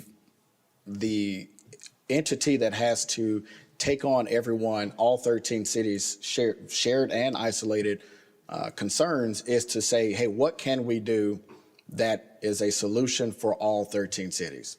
I at least appreciate the city of Farmers Branch responding with some levels of concessions for us to consider. Not all did. And let's just be honest, this process within the state law says a city can call for an election every 6 years. Let's make sure the record is clear. Farmers Branch has called for the election in 1985. That was unsuccessful. In 1989, that was unsuccessful. In 2000, this city supported the bond debt that all 13 other cities did. So Farmers Branch has had a long history through voter approvals processes of supporting DART, voting in, voting against 2 withdrawal elections, and supporting the bond debt in 2000. As the commissioner stated, you have a different perspective and a lens and a responsibility that no other voter, no other resident that's come before you that's asked for, because very clearly, yes, if the city does not rescind the election, the ILA, the GMP, is not afforded to you any longer. All cities that met last week, well, the vast majority of us that met last week, there were 2 cities that did not agree with that principle, agreed with that principle. Because as DART voted on it last Friday, it was stated in our agenda item as a local funding solution. This is what our solution is, at least in present day. It is guaranteed. There are frameworks in place to build upon it. And it is for us to then build upon that service pillar, which we've had extensive conversations about what that looks like in this city. And so for DART, we are prepared to have further dialogue with this city, and hopefully you all listen to the will of the residents that have come today. Thank you. Thank you, Chairman Bryant. So, I will again say the chairman is somebody that we've had many hours of meetings. Not always the easiest, some have been quite painful, but again, if you understand the seriousness of this situation, the gravity of the situation, this is a lot of dollars at stake, a lot of emotion, certainly, and Mr. Mayor, yes. Could I add one more point? Yes, I'm so sorry. Go ahead. I made an unfortunate mistake of not writing my speech out. So it did 2 things. It came from the heart, but it also did not come from the mind.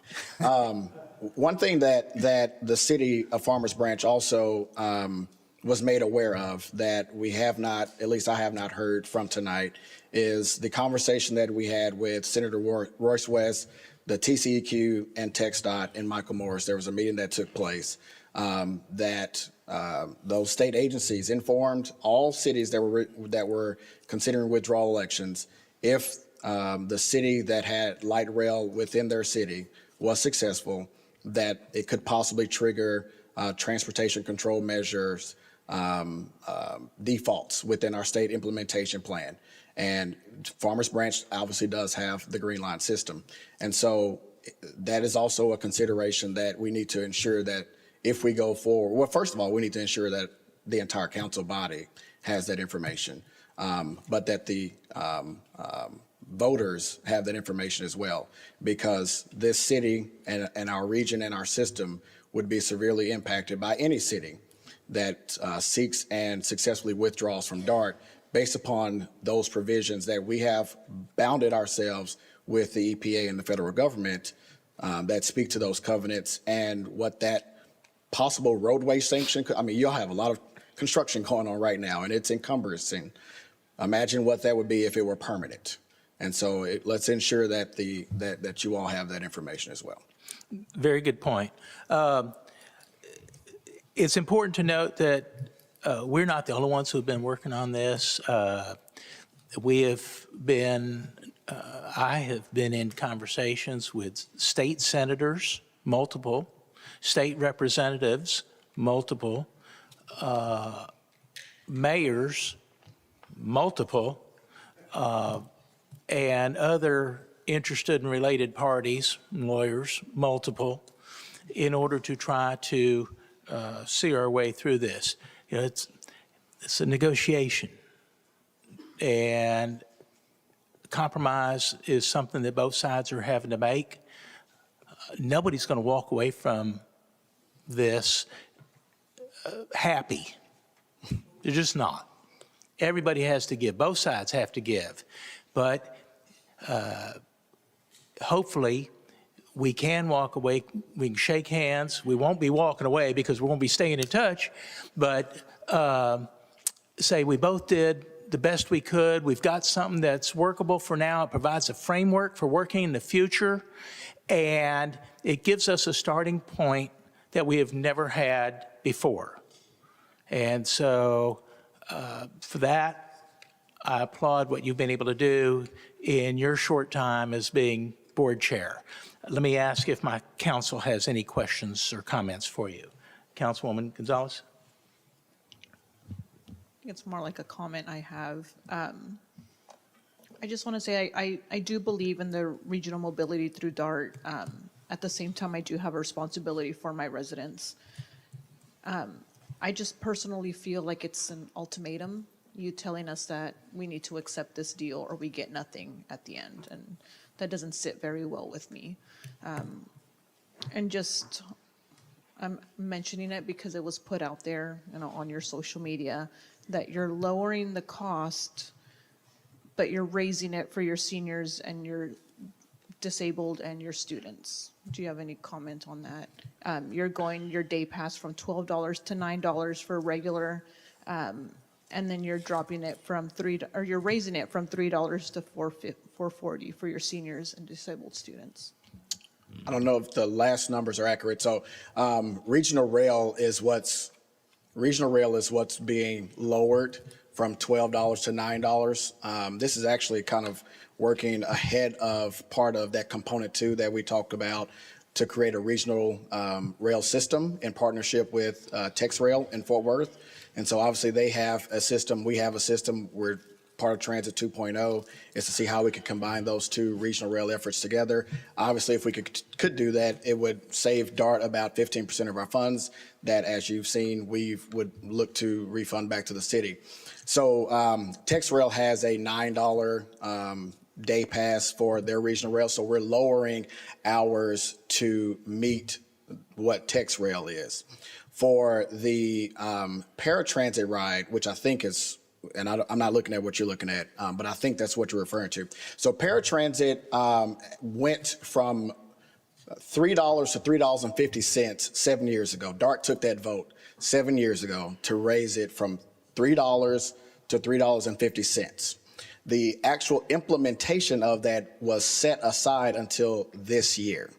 So we took the vote 7 years ago. However, we did not implement it until, I believe it was last year, not this year, we're in this year now. Last year. What we found was, especially for our cash paying customers, the policy did not allow for the drivers to issue change back to any passenger. So if they were paying $4, $5, or whatever the case may be, but it's in particular if they had $4, they were then losing 50 cents. Because there was no mechanism to collect nor to go through the process of reporting that change back. So what the DART board did was say, we increased it to $4 so that we could deal with the discrepancy of the change, but we offsetted that implementation for 2 years. So over a 9-year period, paratransit individuals have seen a $1 increase. So it's all kind of happening at the same time, but that's just the unfortunate timing of it. But what our paratransit, and let me just be real clear, my father is a paratransit rider. He's 90% blind and 100% dependent on DART. And it's been that way for over 35 years, almost all of my life. So paratransit riders, including my father, have seen a $1 increase in fares over almost a decade worth of service.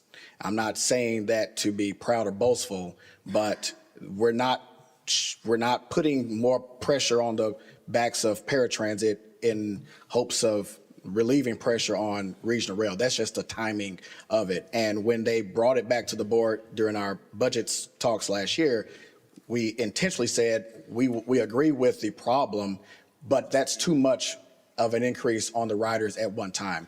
And we were able to set it off for 2 years. Councilwoman Bennett. I was going to ask about that as myself. Primarily because I sat in the meeting and heard your CEO state to us that basically if we cut funding, she'd have to cut services. That's a concern. I mean, you're cutting funding on the rail, to make it regional, but you're cutting funding by giving us money back. So how are you going to offset that with the service? So when we went into last budget season, we knew we had to increase our budget $30 million for the Silver Line alone. We had a $42.5 million returning of sales tax dollars in the original GMP that this city qualified for but did not take advantage of. So that was part of the calculation. And then just in inflationary costs and things of that nature. We went through a public hearing process for all 13 cities, advertised about $60 million in service reductions.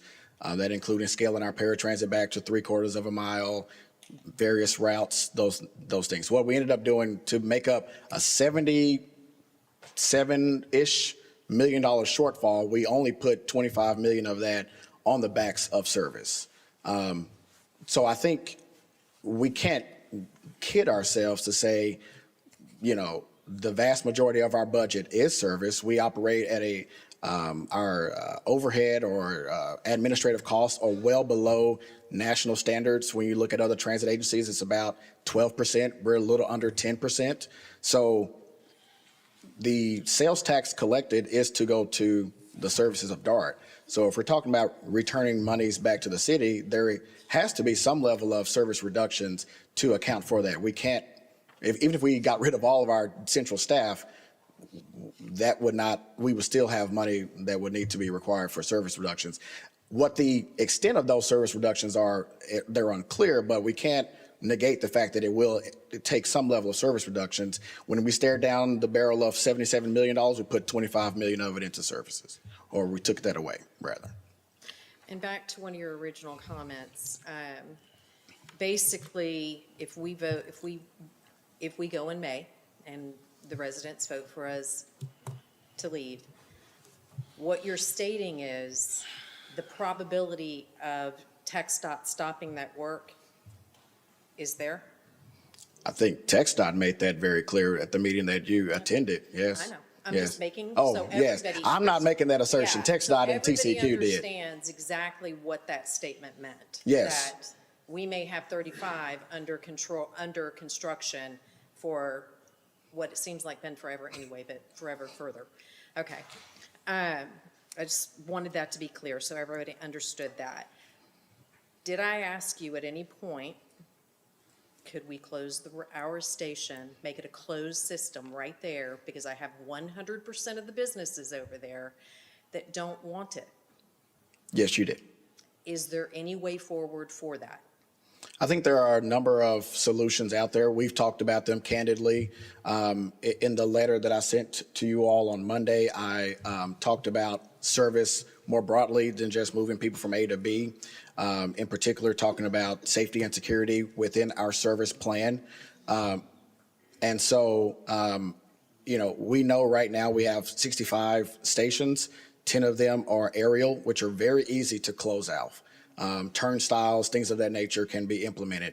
The at-grade stations, especially those outside of the CBD and downtown Dallas, the downtown Dallas CBD, there are solutions out there. St. Louis is one in particular. Just so happens our current COO just came from St. Louis and implemented a program where they once had an open system and then closed it, cocooned it some, secured way. So there are solutions out there. I think it'd be best for us to keep working together to determine what those are. But from the chair's perspective, it is a priority of ours. You had also mentioned that there was a menu, that a menu of options were coming in our last meeting. Mm-hmm. Can you explain that to the residents a little bit? So in the ILA that's before you, to agree or not, or to execute or not, I believe it's section 4.6 references, well, let me just back up for a second. And this was more for everyone's understanding. The ILA that we have was intended to be a funding ILA, very similar to the numerous ILAs that we've executed with this city over the past 40 years. DART has returned over $500 million in sales taxes to all 13 cities over the past 40 years through the LAP fund, the PTI funds, the TRIP program, and the GMP. And so the intent was to design this ILA very similar to all the previous ones that we've executed because we have that paper trail and we've agreed upon them in the past. Because there are other concerns that, whether that's legislative activities or withdrawal elections, things of that nature that are also happening right now, many cities wanted either assurances or pathways to things that have absolutely nothing to do with the funding and agreement that's before you. And so in section 4.6 is an example of that pathways to other, either whether they be a la carte or returning of sales taxes if we mutually agree upon DART shuttering services that you all believe that you can do at a less expense than DART is doing, with hopefully the intent that it's zero cost, because we don't want to put, again, more pressure on the riders. There is a pathway for us to work on that, and it would take a separate agreement to do so. So obviously, we don't have that right now, but 4.6 is the key indicator because DART accepted it, right? The cities, some cities wanted to include it. DART accepted that provision that we do agree in principle to a pathway for determining what the services are. I'll leave that there. That's all. I just wanted them to hear it. Councilman Reed. I want to echo Councilwoman Gonzalez's comment regarding the ultimatum/threat that the ILA itself presents to the city. Do it or lose. Same thing with the $1 million that was proposed. And TxDOT.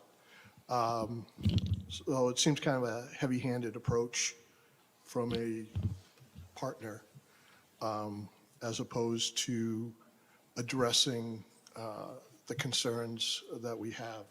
I did receive a letter from you yesterday, as you just referenced, on some service concepts. There are no timelines in place. There are no specifics. There's my concern, and the meeting that you and I, Councilwoman Bennett and the mayor and city manager had, was the trust issue. Because over the last couple of years, we've been reaching out to DART to address all these issues, and nothing has happened.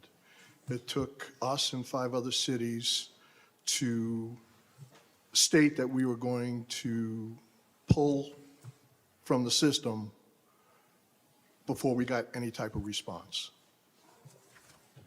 And then the response that we get is a week before the DART vote, or the ability to rescind from the DART vote on the May election came about. And with that response were the threats, the coercions, the other items that I just mentioned. So we do have a lot of trust issues. Additionally, it's the checks in the mail syndrome. Trust us that we will do all these other things that you want if you decide to stay in. And that, personally, I have a problem with that. We talk about wanting to compromise and negotiate, but what came back was, like I said, threats. If you don't do it our way, we won't give you this. Dangling candy in front of us.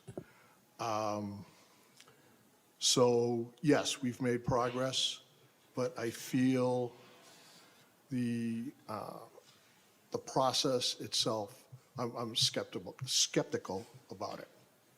So more of a statement than a question. So let me just remind the council, and Chairman, you might step in also. The ILA was a negotiated instrument that was prepared by DART, city managers, and city attorneys that all participate in that. There was a group, a broad group, that did negotiate this. It was not a one-way dictated down from DART. I just want to be very fair about how he characterized all that.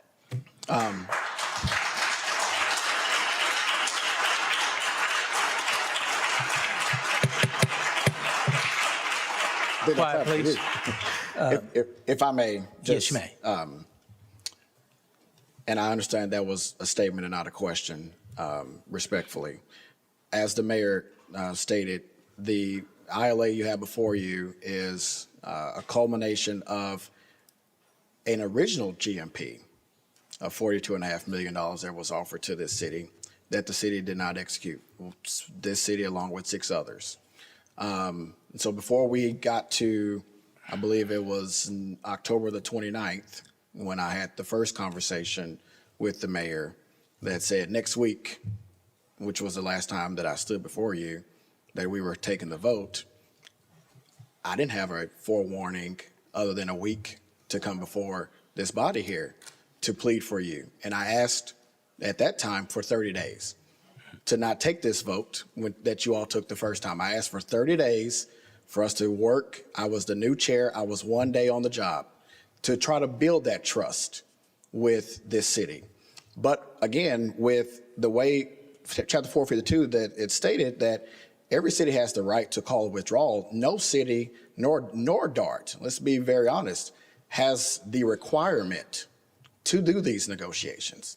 This is all beyond what's required by state law, but we are trying to do so. And I've tried to build that trust with this city as a whole and individually with everyone that wanted to speak.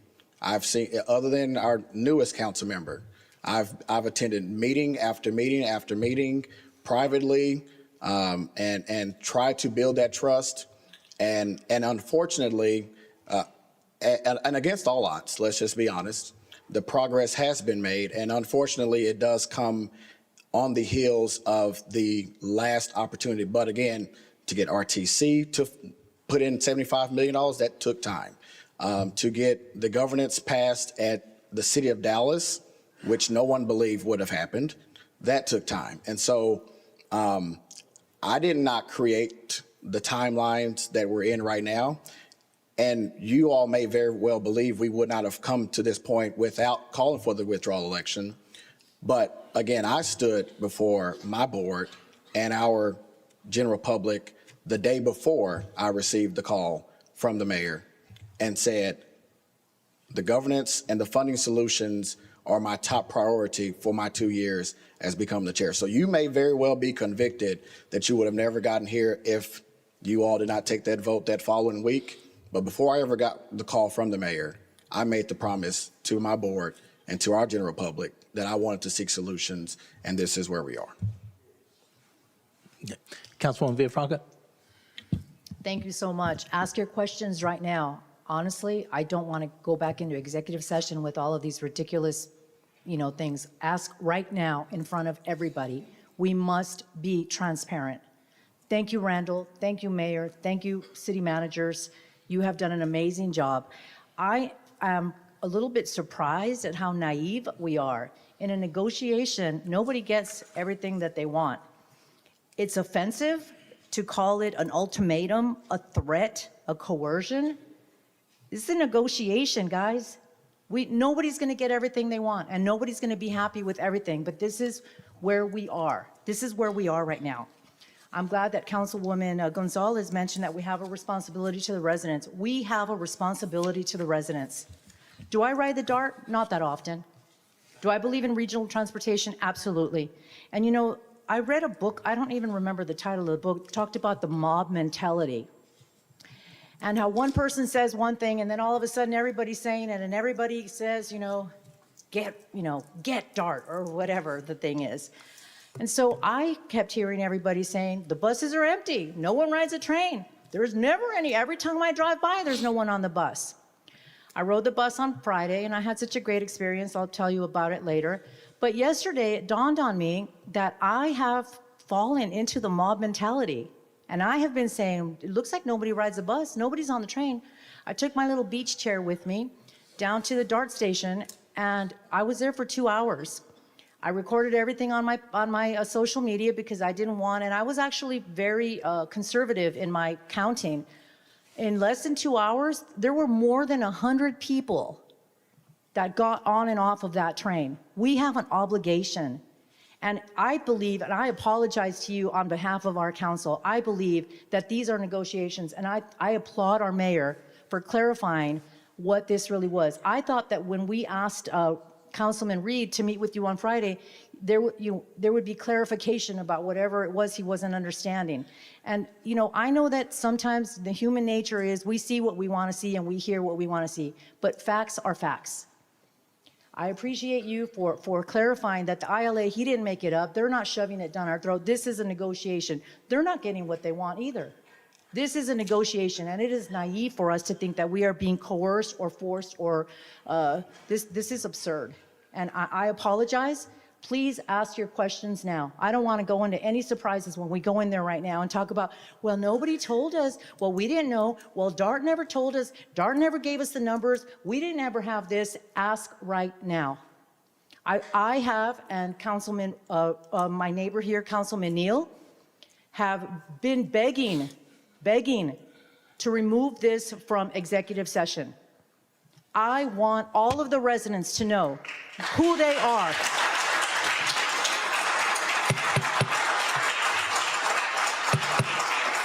Councilman Neal and I want to know, we want you to know who they are and what they really feel. Because we owe it to you. I owe it to you. We all owe it to you. Thank you very much. Honestly, I feel embarrassed. I urge all of you to go down to the DART. In fact, once this is over, Randall, I want to go down there and have a big party at the DART station. I'm learning how to DJ. Maybe you guys could DJ out there. And I want us to start supporting DART. I had such a great experience when I went out there on Friday. And I believe that we all can do something to make things better. It's easy to complain and say, well, we sent a letter and we sent a letter and they didn't give us what we wanted. No, everybody knew that when we sent that letter to you, every single person knew that we were asking for things that were just way, way out. And for you to think that you were going to get everything in that letter, it is naive. I apologize to you. Thank you so much. Thank you for being here. Thank you for support. Just remember, We have a responsibility to our residents, 100 people out there. I don't know about the rest of the council. I can attest to the mayor and I. Those who know me know that I would have bet my paycheck that I would never be the defender of Mayor Lynn, and here we are. I can attest to that. And here we are. And because he is doing the right thing. He is advocating for regional transportation. He is advocating, just because you see something on Facebook doesn't make it true. And so you need to go back to the horse's mouth. Ask Randall right now. I don't want any surprises, any conspiracy theories. I don't want any craziness when we go in there. And I want us to come out of executive session. I'm tired of this. We need to vote on it. We need to be transparent. And you need to know who everybody is here. When people show you who they are, believe them. I am done with this. Thank you, Mayor, for your leadership. Thank you so much. I would venture to say, I can't speak for the other council members. The mayor and I have been riding on that train, and I think the mayor has actually been riding on buses too, because we wanted to see with our own eyes what is really going on, not the mob mentality of everybody saying, nobody rides it, nobody rides it. That was not the reality when I was out there yesterday. There probably were 100 people that got on and off that train. Thank you for your leadership. I look forward to working with you. No matter what happens, you have done a phenomenal job. 120 days. We threw this on you one day after you were elected as a DART chair. And I don't think anybody thought that you would deliver. And you delivered. You delivered and then some. This is a negotiation, not a coercion, not an ultimatum, not a threat. This is a negotiation. This is how negotiations work in the business world. And you are naive to think otherwise. Thank you. Thank you. First of all, Elizabeth. Hold on. Ma'am. Councilwoman, hold on. I'll give you time just a moment. Councilman Neal. Thank you, Randall, for all that you've been doing. I know you've been worked very hard. You were new to this. But can we all just take a breath? That was a little bit hard to follow, but lots of passions in this room for sure. And Randall, I really want to extend my thank you for all the hard work that you've been thrown into in a very short amount of time, as all of us up here have been feeling some pressure in the short timeline that we've had to work with. I do sense a somewhat heavy-handedness to some of the discussions that have been in here tonight. And that's a little bit uncomfortable, as some of the others that have heretofore spoken. At this point, I do have some legal questions for council that I will need to have resolved in executive session as a result of some of these discussions here. So I will be in need of some legal counsel before we proceed, or if we proceed on a vote. So that's pretty much the only comment I have at the moment, Mayor. Thank you very much. Now, Councilwoman Gonzalez. Do not speak for me, Elizabeth. You two asked for it one time to come out. Don't act like you've been begging and begging and begging and begging every single session for this. So do not speak for me. Do not speak for me. Yes. I was just quoting what you said. We have a responsibility for residents. This is an ultimatum. And I don't know if I'm allowed to say this, but at our last executive session, on no less than 5 times did I say, we must take this out of executive session. And I heard Councilman Neal no less than 2 times say. So to me, that's 7 times.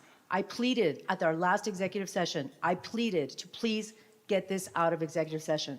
So, you know, it's what we talked about today. We all have a lens. We see things through our own little lens, and we see what we want to see, and that's okay.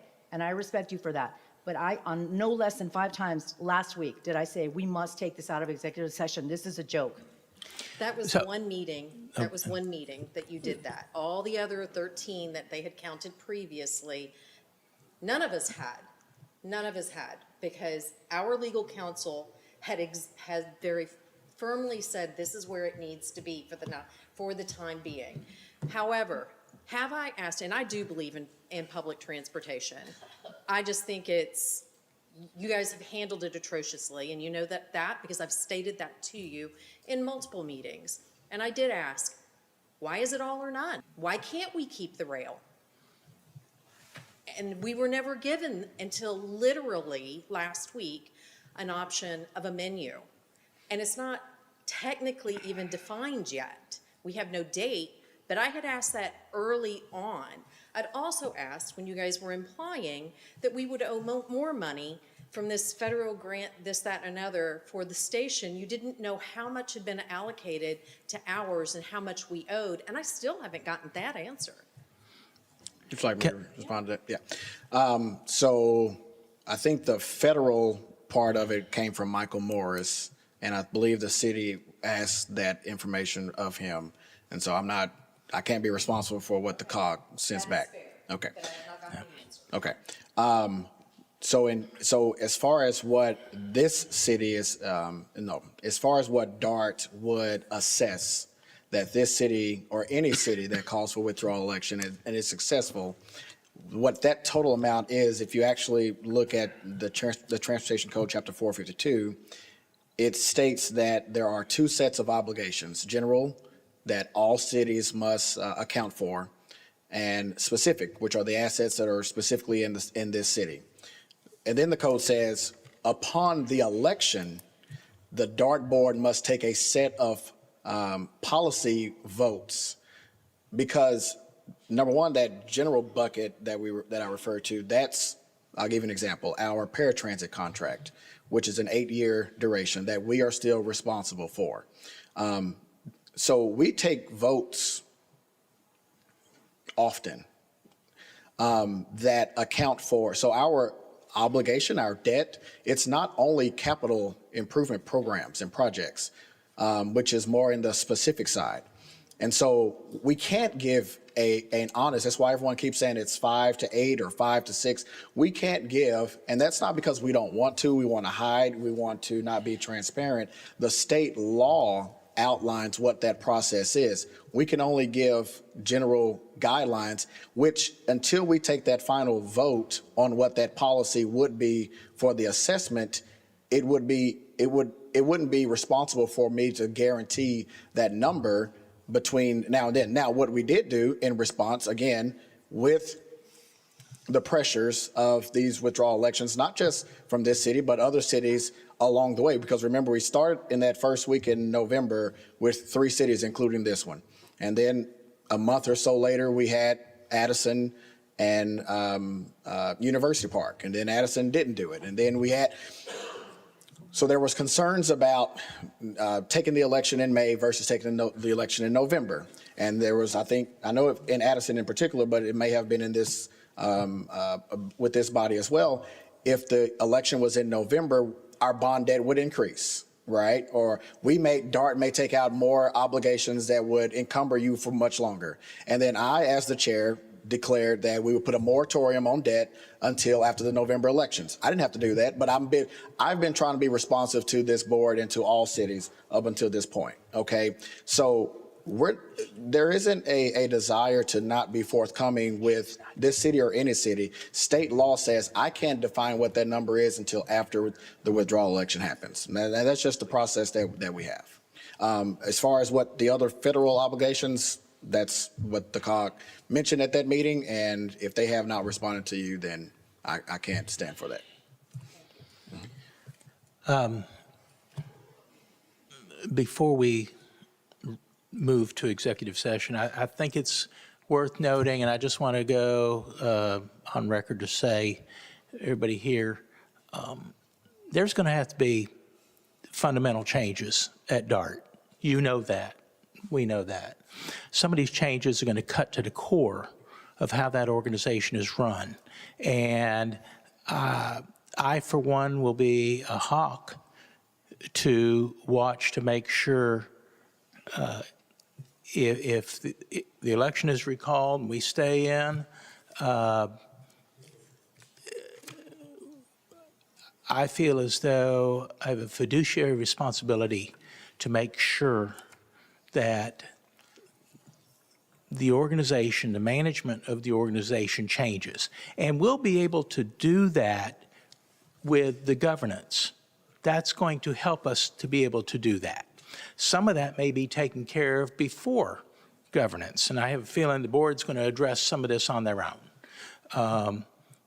and the board realizes this, I'm not the only mayor that has had conversations with Board Chair Bryant and told him there needs to be change. And so the necessary changes. The organization needs to be refined so it can deliver a better product to its customers and its ownership. And I still think that as a member city, we're an owner, but we'll put that to the side. So I want to thank you for coming today and answering questions that our council had. And I want our residents to know this will be an ongoing process. This is not the last we will see of Randall, and it's not the last you will hear about DART.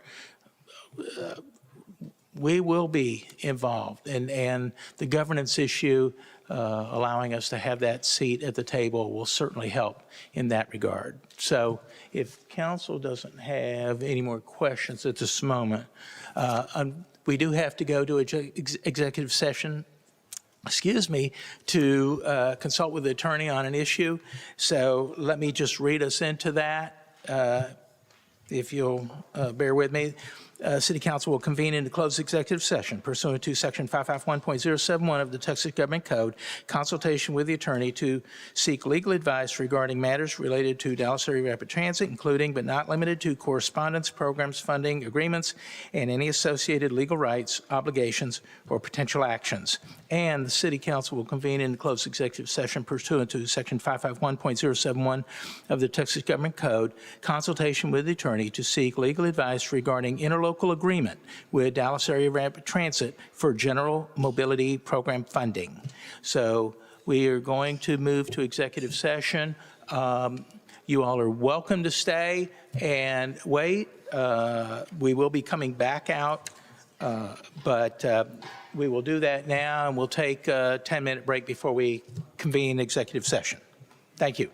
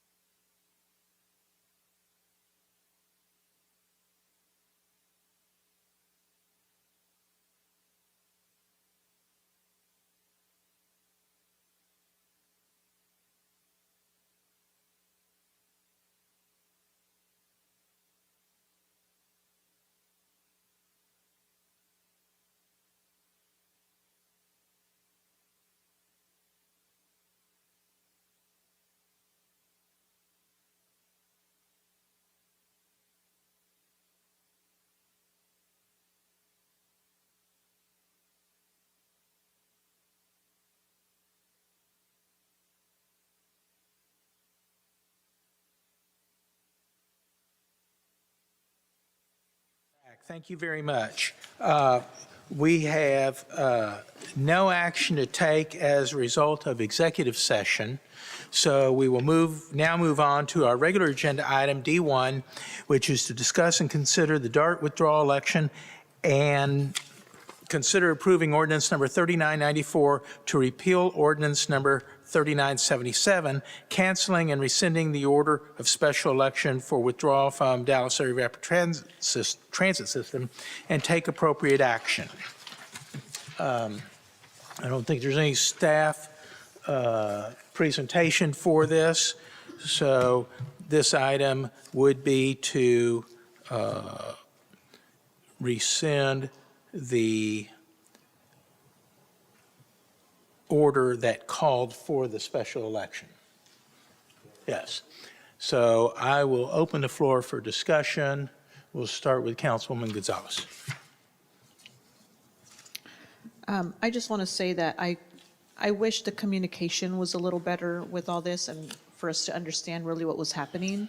And I feel like that's why, although some people took it as we were not in favor, I felt like we owed it to our residents to ask those hard questions, to question why things were brought to us a certain way. And that's just kind of just what I had to say. Just because we were asking those hard questions doesn't mean that we were trying to pull away from DART. We just really owed it to the citizens because, yes, a lot of it was talked about in executive session. So now that we had the opportunity, we brought that up to our citizens so that you know that we're not just making a decision just because we want to. We really care and we want to make sure we're doing the right thing.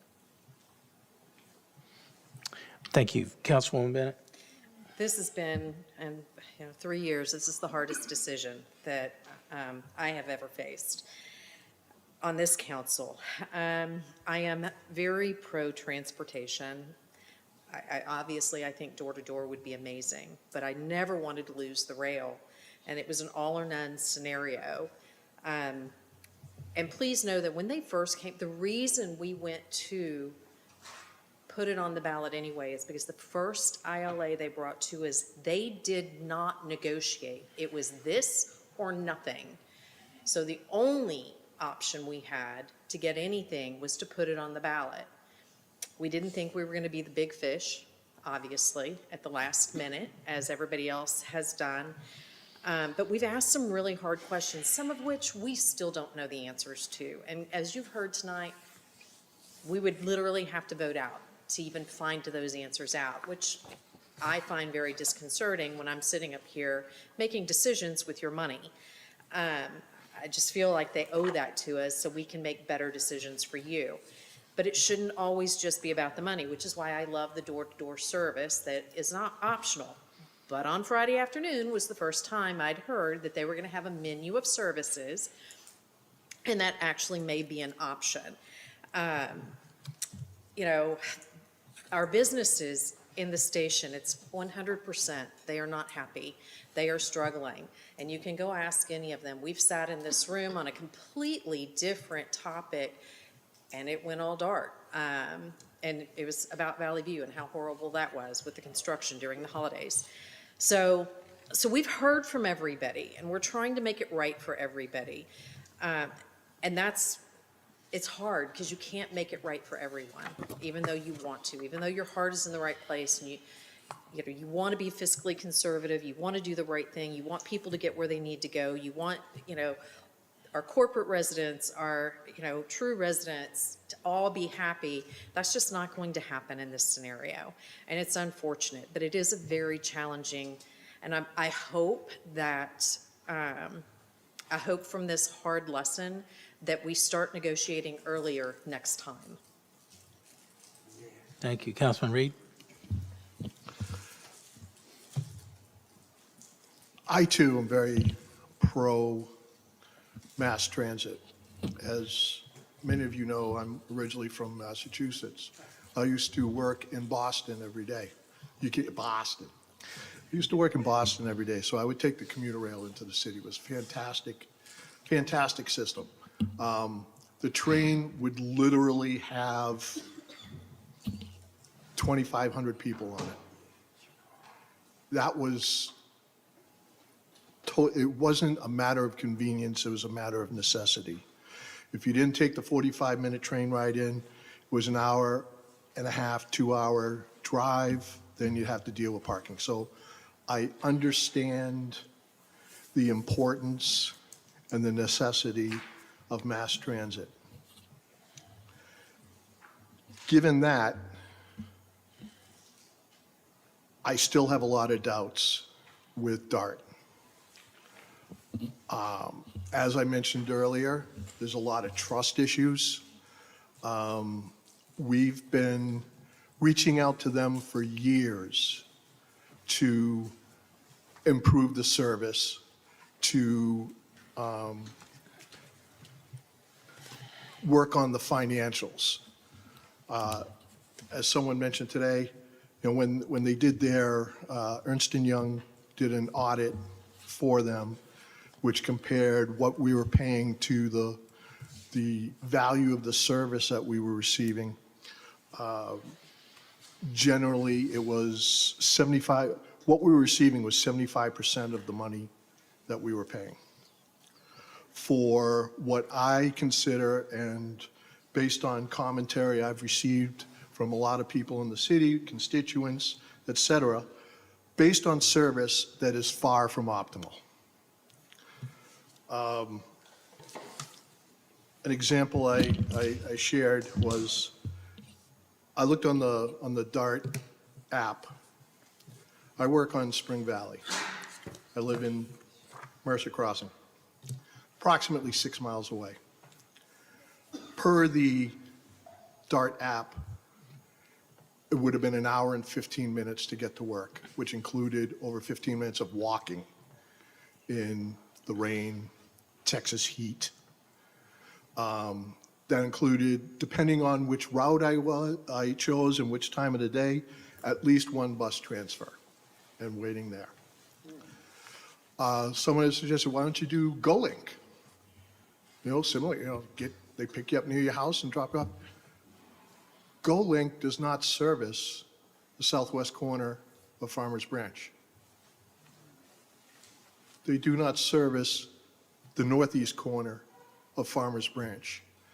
So I could not use GoLink from my house or from where I worked. To me, that level of service is less than optimal. And we're paying a lot of money for that. A lot of folks I heard from that use the train. Train's a great convenience. Most of the people that I interacted with, so yeah, I use it for Mavs games, Stars games, go down to the fair. It's not as much of a regular daily commute usage. Here, we're fortunate enough to be close enough to Dallas where driving in is more convenient many times. The biggest thing for me, though, is that the residents voted it in. We've heard from some tonight. We've heard from some in both directions. The commentary I've received via email, phone, text, it's pretty evenly split as far as staying in DART or leaving DART. Someone brought up today about the survey and how the survey is not an accurate depiction of what the residents want. Heck, surveys said that Hillary Clinton was going to win in 2016. How'd that turn out? So I don't put a lot of weight into surveys. I really feel that it is important for our residents to have a voice in this particular decision. I wrote down, someone actually said, it's too important to let people decide. That really struck me. If it's that important, it's going to impact that many people, then perhaps the people should have a voice. That is my thought. I realize that there is a significant amount of money at stake if we vote to move forward with the election. I would be remiss in not considering that. But I feel that, again, I think it's important that the residents have a voice. B, the Plan B that the city manager has done an incredible job of coming up with, provides a level of service that I feel is superior to the level of service that we get from DART right now. So those are my thoughts. Thank you. Councilwoman Villafranca. Thank you so much. When I hosted my town hall on February the 10th, we had received no communication from DART regarding negotiations with our city. Since then, meaningful progress has been made. DART has begun working toward concessions, and the City of Dallas has offered us a seat at the table, something many of us believed would never happen. Thankfully, Plano rescinded their election last night. Irving will vote on Thursday, and it is highly likely they will vote to rescind their election as well. Here is the reality. If we proceed to an election and lose, we will lose our funding. If we rescind the election, we retain a minimum of $11.6 million over the next 6 years, and we are actively working towards securing more than $25 million. Furthermore, the TCEQ, Texas Commission on Environmental Quality, have indicated to us that if the City of Farmers Branch withdraws and the rail goes dark and the TCM, Transportation Control Measure, cannot be replaced, we will be subject to penalties and sanctions, including fines and possibly a roadway closure on I-35. Many of you received a newsletter from Councilwoman Bennett titled Understanding DART, the proposed agreement and a possible May vote on February 22nd. Know that this is only her interpretation and clearly biased opinion of the facts. She failed to mention what I have just shared with you, which is very important. You should know that 2 meetings were held last Friday. One included Mayor Lynn, Councilwoman Bennett, the city manager and deputy city manager with County Commissioner Andy Summerman to discuss possible DART solutions. The second included Mayor Lynn, Councilwoman Bennett, Councilman Reed, the city manager, and deputy city manager to discuss clarifications that Councilman Reed didn't seem to understand with DART Chair Randall Bryant. I was not allowed to attend due to concerns about a walking quorum, and those present were specifically instructed not to discuss the meetings for that same reason. Imagine my surprise when I opened my email from Councilwoman Bennett on Sunday detailing information shared by Commissioner Summerman, information no other council members had received. That communication has now created the very walking quorum we were warned about. This is unacceptable. We must remove DART from executive session. You deserve to know who your representatives really are and where they truly stand. We need transparency. Let me be clear. Some years ago, there was a council that thought it would be a great idea to pass an ordinance. And if you know, you know. Perhaps thinking they would be heroes. We all know how that story ended. We were sued and lost millions of dollars and were the scourge and example of what not to do in your city. We've still not fully recovered from this. If we do not rescind this election, we will once again be the scourge and example of what not to do in your city. Regional transportation matters. In negotiations, nobody ever gets everything they want. When we sent our letter to DART with our demands, we knew clearly that the asks were huge and that it was likely most of our asks could not be met. To believe otherwise is naive at the very least. As North Texas continues to grow, regional transportation will only become more important. Many of us who have lived in or visited cities with strong regional systems have seen firsthand how vital they are to economic development, mobility, and quality of life. It is essential that we fully understand and appreciate the long-term value regional transportation brings to our community. There's still work to do. Service must improve, especially for our most vulnerable residents. That starts with us, including ensuring our vulnerable neighbors have reliable DART service and that we are connected through regional transportation. When someone calls for paratransit, the DART driver does not know whether that person is waiting safely inside or outside in the elements, but we are neighbors and we look out for each other. Last month, Chief McCoy stayed long after our council meeting ended to make sure a blind visitor waited safely inside City Hall until DART arrived. It takes all of us to care and look out for each other, especially the vulnerable. We can't put everything on DART. This past Friday, I rode the Green Line to the DART board meeting, and while on the train, I had an opportunity to think, just think. The thought that kept coming to my mind was, why do we think of DART as scary? And it dawned on me as I traveled with my fellow passengers that we are often on a train with people that don't look like us and that often come from very different socioeconomic backgrounds, and perhaps that can be scary. But you know what? That is an us problem, not a DART problem. I had a wonderful experience, and I actually felt joyful being on the train.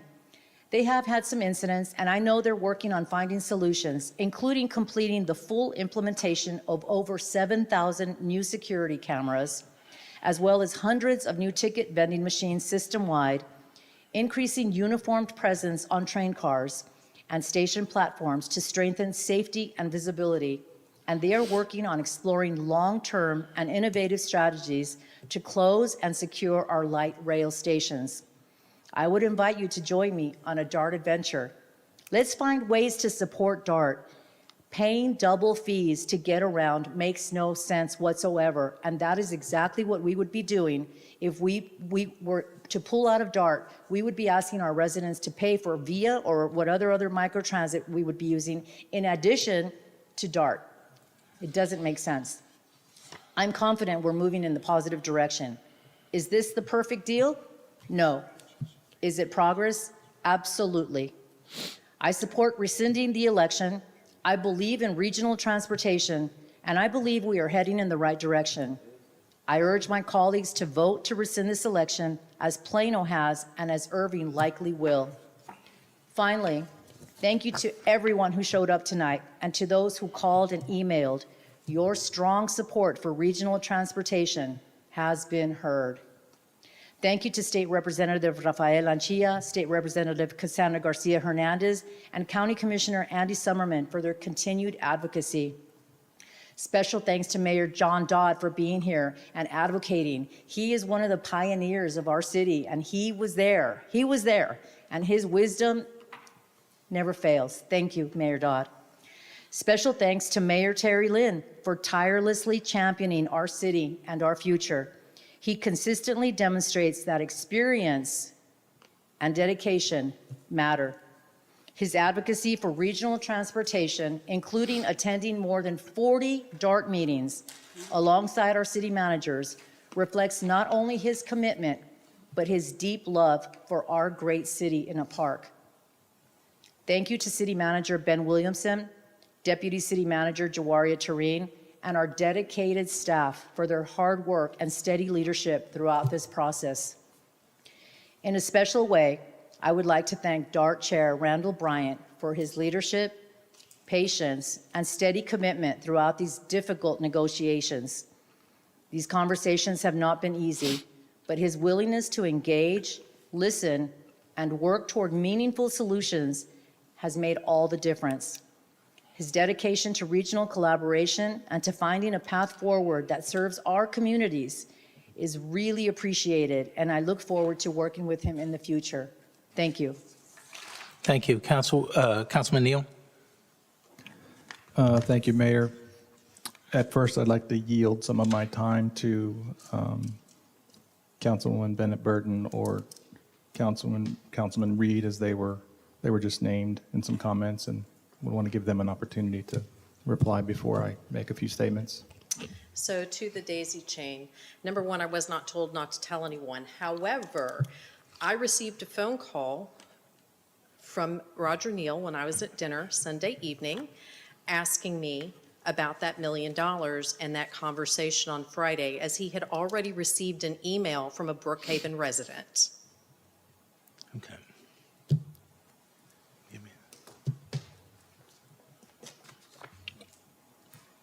I don't think anyone on this council is naive in regards to their idea of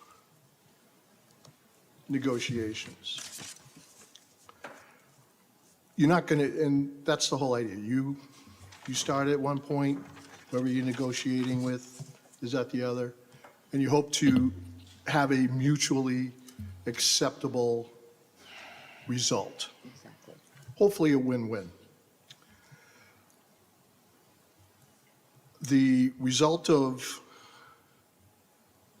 these concessions, purely financial concessions, that DART gave us is, again, in my opinion, a pittance in regards to the gap between the level of service that is provided and what we're paying for.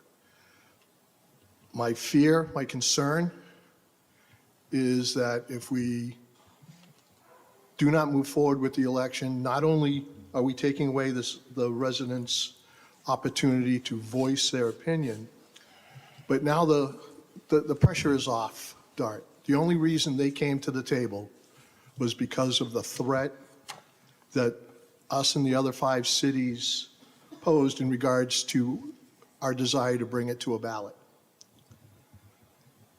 Once it's over, all leverage is gone. We cannot do anything for another 6 years.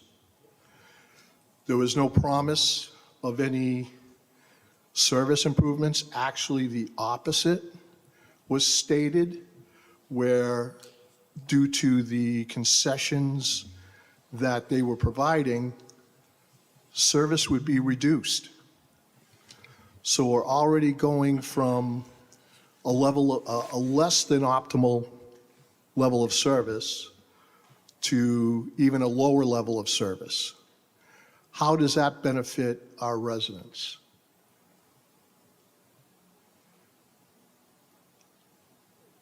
So that, again, that is my concern. We take the foot off the gas, there's no leverage. Based on past performance with DART, the fact that just even the last 2 years, where we've been trying to get some concessions from them, they in essence turned a deaf ear to us because we had no leverage.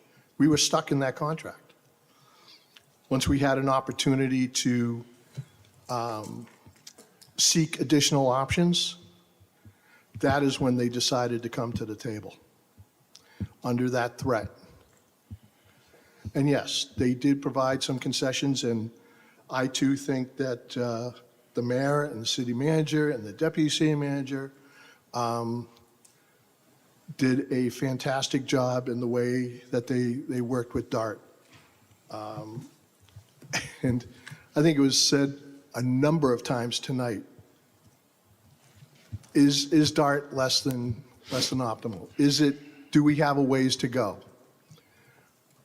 I would think that, based on the commentary, it seems that most people agree with that. But if we don't continue to move forward, there's no incentive for them to fulfill what they've stated as far as service and security measures. And that is something I'm not willing to take their word on. Councilman Neal? Thank you, Mayor. I just want to start by saying, sometimes I like leftovers. Not always, but sometimes I like leftovers. So I hope you all understand the reference. So from the beginning of all this, I said that I never really wanted us to exit DART. We only have this opportunity once every 6 years to effect some sort of change in the DART overall transportation. Now, as I've stated publicly, I've always been supportive of some public transportation.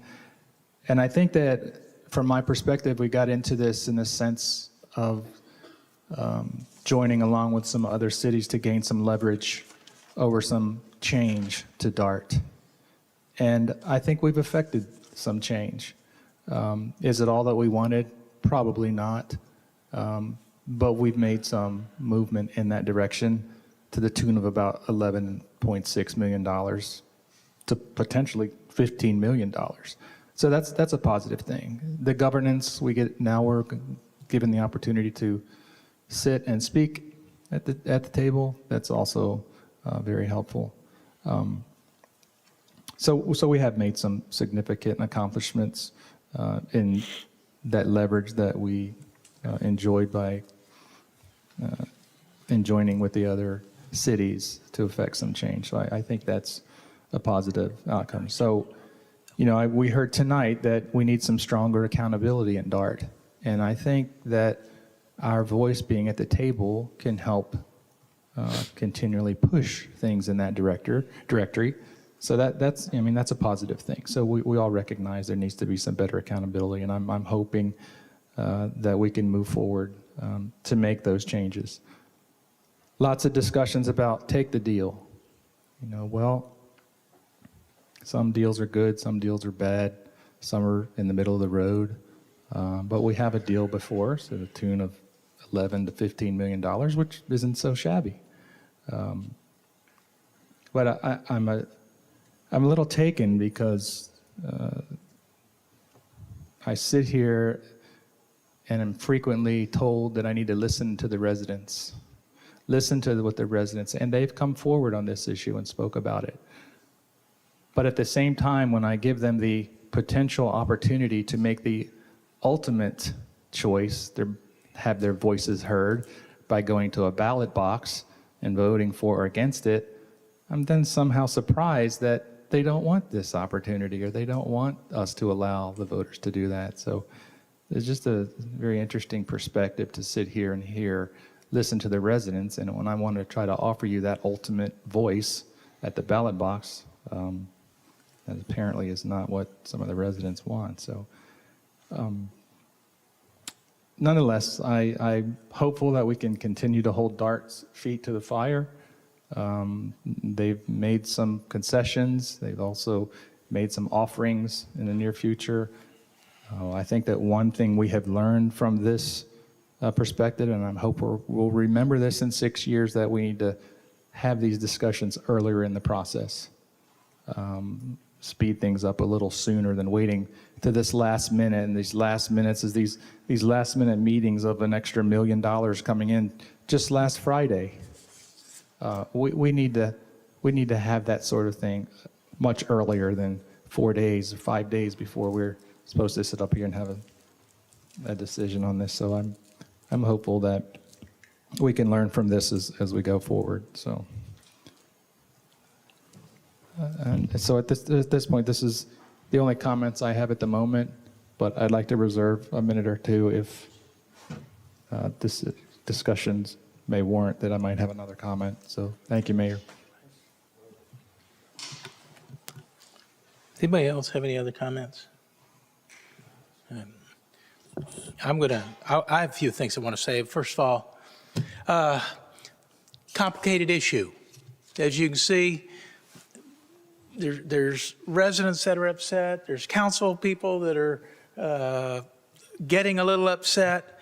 and I think everybody, first of all, we all need to take a breath. We're trying to deal with a very complicated and involved subject matter. And so if you'll allow me, I had some thoughts that I wrote last week, and I'd just like to share with you. First of all, I want to thank everybody who came out earlier tonight. As I already mentioned, I appreciate your input in the process. Oh my gosh, I have gotten so many emails, yes, even text messages too, on this matter. And I appreciate everyone's position. I appreciate their passion, whether they are pro-DART, anti-DART, want to stay, want to go, whatever. Thank you for communicating with not just me, but all of our representatives. That's really important. But what I'd like to say, and I think it's really important, for 43 years, Farmers Branch has invested in DART. We have invested approximately $500 million for the benefit of our city to be connected to a network that expands beyond our city limits, a network that provides access to a larger area. In going back and looking at old video clips from many years ago, old news stories, Dallas and DART leaders expressed the promise of tremendous growth and development along the rail lines. They touted the economic vitality that DART would bring its member cities. Unfortunately, for Farmers Branch, that didn't come to fruition. That said, I've tried to look beyond that, as I believe there are fundamental issues with DART that need to be fixed. And those issues may take many years to fix, but we have to start someplace, and I believe we already have. As I've said to our residents and my fellow council members, I have now attended 52 meetings specifically attributed to discussing DART in the nearly 3 years that I have served as mayor. I've invested a lot of my time to learn and understand the issue so I can speak intelligently about it to my residents.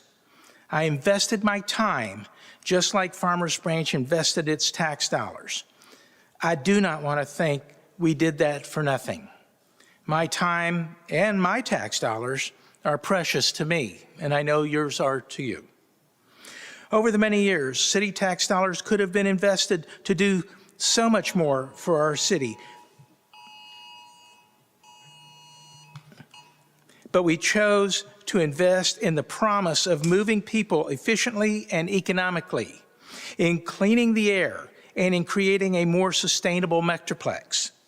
One of the points that has been made by many of the cities is that they're overpaying and they can do better for less on their own. And that may be true. Arlington, I believe, is an example of that. So what does that mean for us here in Farmers Branch? We have to find a way for DART to run a leaner, more efficient organization, whether we are in it or not. That will be the responsibility of a new board, one created by a change in the governance model. The president of DART should not be running the board. The board should set policy, which the president must follow.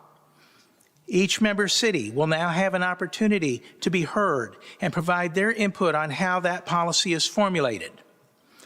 The proposed change in governance is a good step in the right direction, and I want to recognize the hard work that Chair Bryant and so many others did to make that happen. The money. Cities need and have demanded relief from the payment of half of their sales tax into DART. Getting to 3/4 cent is another step in the right direction. While it will take some time to achieve the full reduction, progress has started. DART is going to have to figure it out. It's not going to be easy. As we discussed at the RTC, the Regional Transportation Council, which is part of the North Central Texas Council of Governments, creation of a regional rail authority will help to take the rail operation off DART's plate and spread those costs over a larger area. And that will benefit current DART member cities. I'm not exactly sure what all that looks like, but I believe the boards of DART and DCTA, Trinity Metro, can work that out with the RTC. We've heard a lot about safety and security. I'm not a security expert, and so I will defer to those who are to recommend what is necessary to make sure system users can confidently use the system without fear of being accosted by a homeless, a gang member, or any other person up to no good. And so I asked myself, what's the test for that? And I came up with, would you let your mom, who's a senior, who might be a senior, ride the bus or the train at 10 p.m. by themselves? Or how about any other time of the day? DART, we must restore user confidence. These are some of the things that I've been wrestling with for the past 3 years. We've had to ask hard, tough questions, uncomfortable questions. That is how we will make the system better. The executives at DART need to be prepared for that, as they are responsible for the safe, efficient, and reliable transportation of their customers on a daily basis. The executives at DART will also need to answer the same questions to the city councils of their member cities, who I believe are the fiduciaries of the system for their respective cities. I believe they will make necessary changes, or they won't be there very long. Lastly, the present model isn't working. How can you grow the system to make it better, larger, more regional? 43 years of stagnation cannot continue. I see promise. I sense a new attitude is trying to make the initial changes that will lead us to a better, more equitable DART. Plano has taken the step to give DART an opportunity to make changes and create success. I believe in the idea of transit and a more connected North Texas region. If Farmers Branch elects to stay, I will be a hawk to make sure promises are delivered. So I take what Councilman Reed said very seriously. To my fellow council members, know that moving forward with an election will have a negative financial consequence to the tune of between $11 and $15 million in lost funding to our city. We've been through that. If an election takes place and DART is voted down, then lost dollars to the city of Farmers Branch could be in excess of $15 million. And that's a very expensive gamble. By taking a pause, we have the opportunity to again be part of regional growth and benefit from the continued advocacy of Plano, Irving, and Carrollton, 3 larger cities with very similar concerns as ours. The pressure will be on DART to perform. I will not relent until I see fundamental changes that will go all the way to the core of the organization, because that is how seriously I take my city's investment. Council, your decision tonight is going to have long-lasting implications on the future of our city. I think we all know that. We've discussed that this evening. I also realize that one of the fairest things to do as part of a democratic society is to let citizens vote on the issue. But many didn't want that.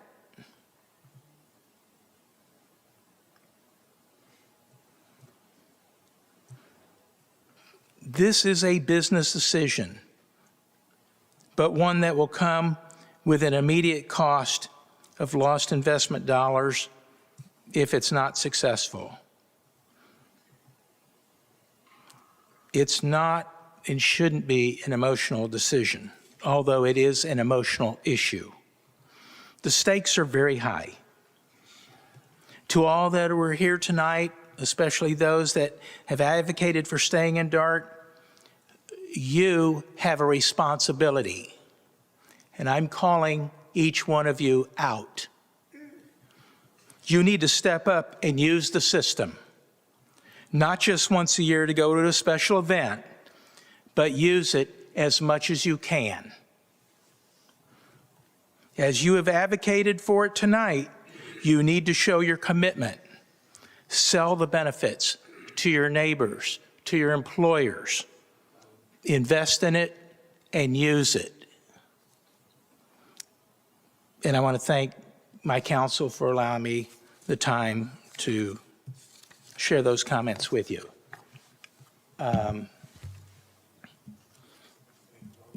Yes, sir. Mayor, that all being said, I believe a motion may be in order, and I'd like to move to approve Ordinance 3994, rescinding the election. We have a motion I second.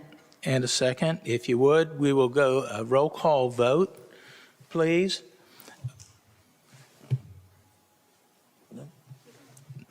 Councilwoman Gonzalez? Yes. Aye. Yes. Councilwoman Bennett?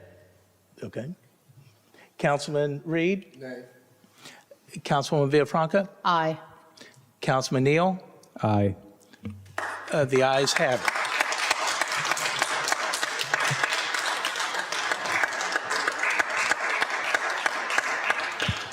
Mayor, Yes, yes. at this time, I would like to move to cancel Friday's meeting. Second. We have a motion and a second to cancel the meeting, special call meeting that was scheduled for Friday. Show of hands? Show of hands. All in favor? Motion passes unanimously. Thank you very much. That concludes our business for this evening. I'd like to thank everybody again for coming out, and please, ride DART. Thank you very much.